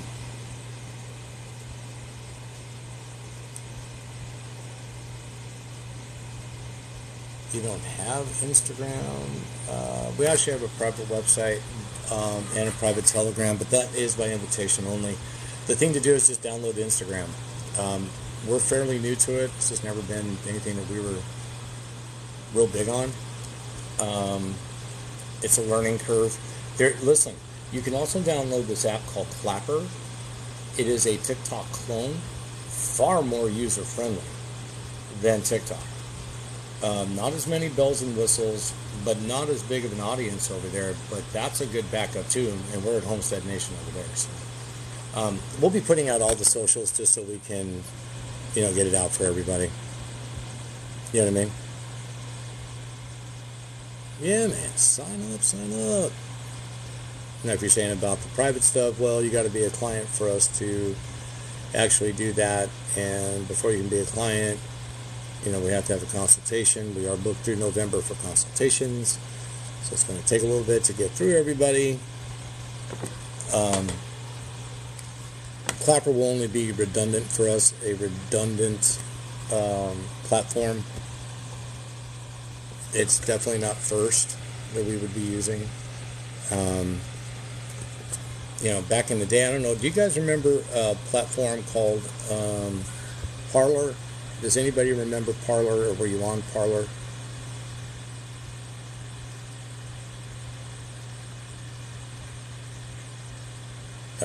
Alexandra, what are you talking about, darling? I loved Parler. I was all over that, man. Holy cow. Shit, I hooked up with a couple Trump trains, and the next thing I know, I had like 50,000 people, man. It was awesome. We were throwing homestead and stuff out, prepping stuff out. I was like, hey, man, did you guys know that there's this thing where you can discharge your debts? And it just got like really big, and boom, overnight, Parler was gone. Those were the days. Miss that. Well, you can Google and read about anything about homesteading. MySpace, oh Lord. Okay, thanks, Alexandria. If you're new to understanding what the concept of homesteading is, I would definitely look into it. I live in Arkansas. Man, I'm going to tell you, that is a good place for homesteading. Mm-hmm. Oh yeah, Arkansas good. All right, Conscious, I appreciate it, brother. Thanks for staying with us for a while. There's a name you guys are going to probably hear more and more. I would suggest that you get a piece of paper and a pen anytime that he is on and speaking, because that is information that will be very, very, very useful to you. And we're glad to have him part of our tribe. So.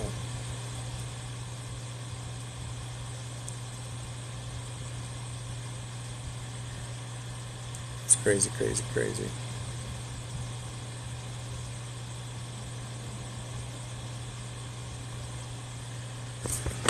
So I think with that, we've got some things that we need to attend to around here. Still trying to open up supply lines and make sure that our distributors are able to continue to get us the stuff, because we know that 2020 2.0 is just around the corner. We do not want to be waiting 5 to 8 months to get things. Oh, hell no. We also, a lot of our stuff is imported from overseas, especially the finer woods from Africa and Lebanon. So when you're getting into the exotics, there's a customs thing and a bunch of other red tape you got to go through. So that is important to us, that we keep that open so that we can, accommodate the tremendous backlog of people that are ready to build their stuff. Right now we're pretty much booked, up till 2027. It's kind of bleeding over. What we're trying to do is dial that back with some more bandwidth, more help, boots on the ground, more realtors to help us find this stuff, more suppliers, securing those contracts to make sure that, we have a seat at the table. And that's just what we do, so we can start bringing the calendar closer to more of a current date, like today's date, so we can get everybody that wants help or that we can help or choose to help, that we can do this together. And that's the point of us doing this. So that's what I know.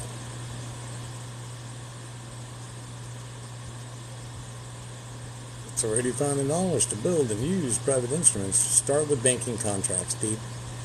Start there. Then read the UCC, the Bill of Exchange Act, understand contract law, understand trust law. Read it as much as you can about that.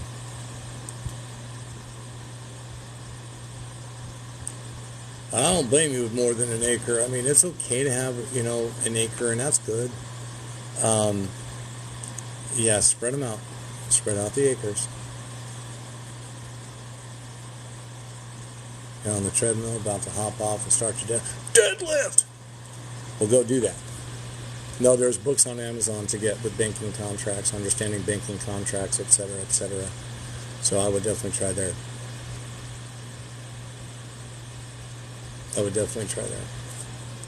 So with that, I have got to go because I've got some phone calls that I have to make so I can make sure that our little steam engine continues to chug along. And I thank you all for spending some time with us today. I hope that we'll see you again soon. We may be back on this afternoon or this evening. If so, please set your notifications, and TikTok will pretend to let you know that we're on. They probably won't. Somewhat California, we just don't push it on other people. Anyway, well, hi Leslie, we're now getting off, but I'm glad you finally joined us, so you're going to have to catch us this afternoon. All right, guys, with that, I'm going to let you guys go. Go learn something today. Be productive. Have a blessed day, and we will see you again soon. Okay? Let's all count down. You guys know the drill. 3, 2, 1.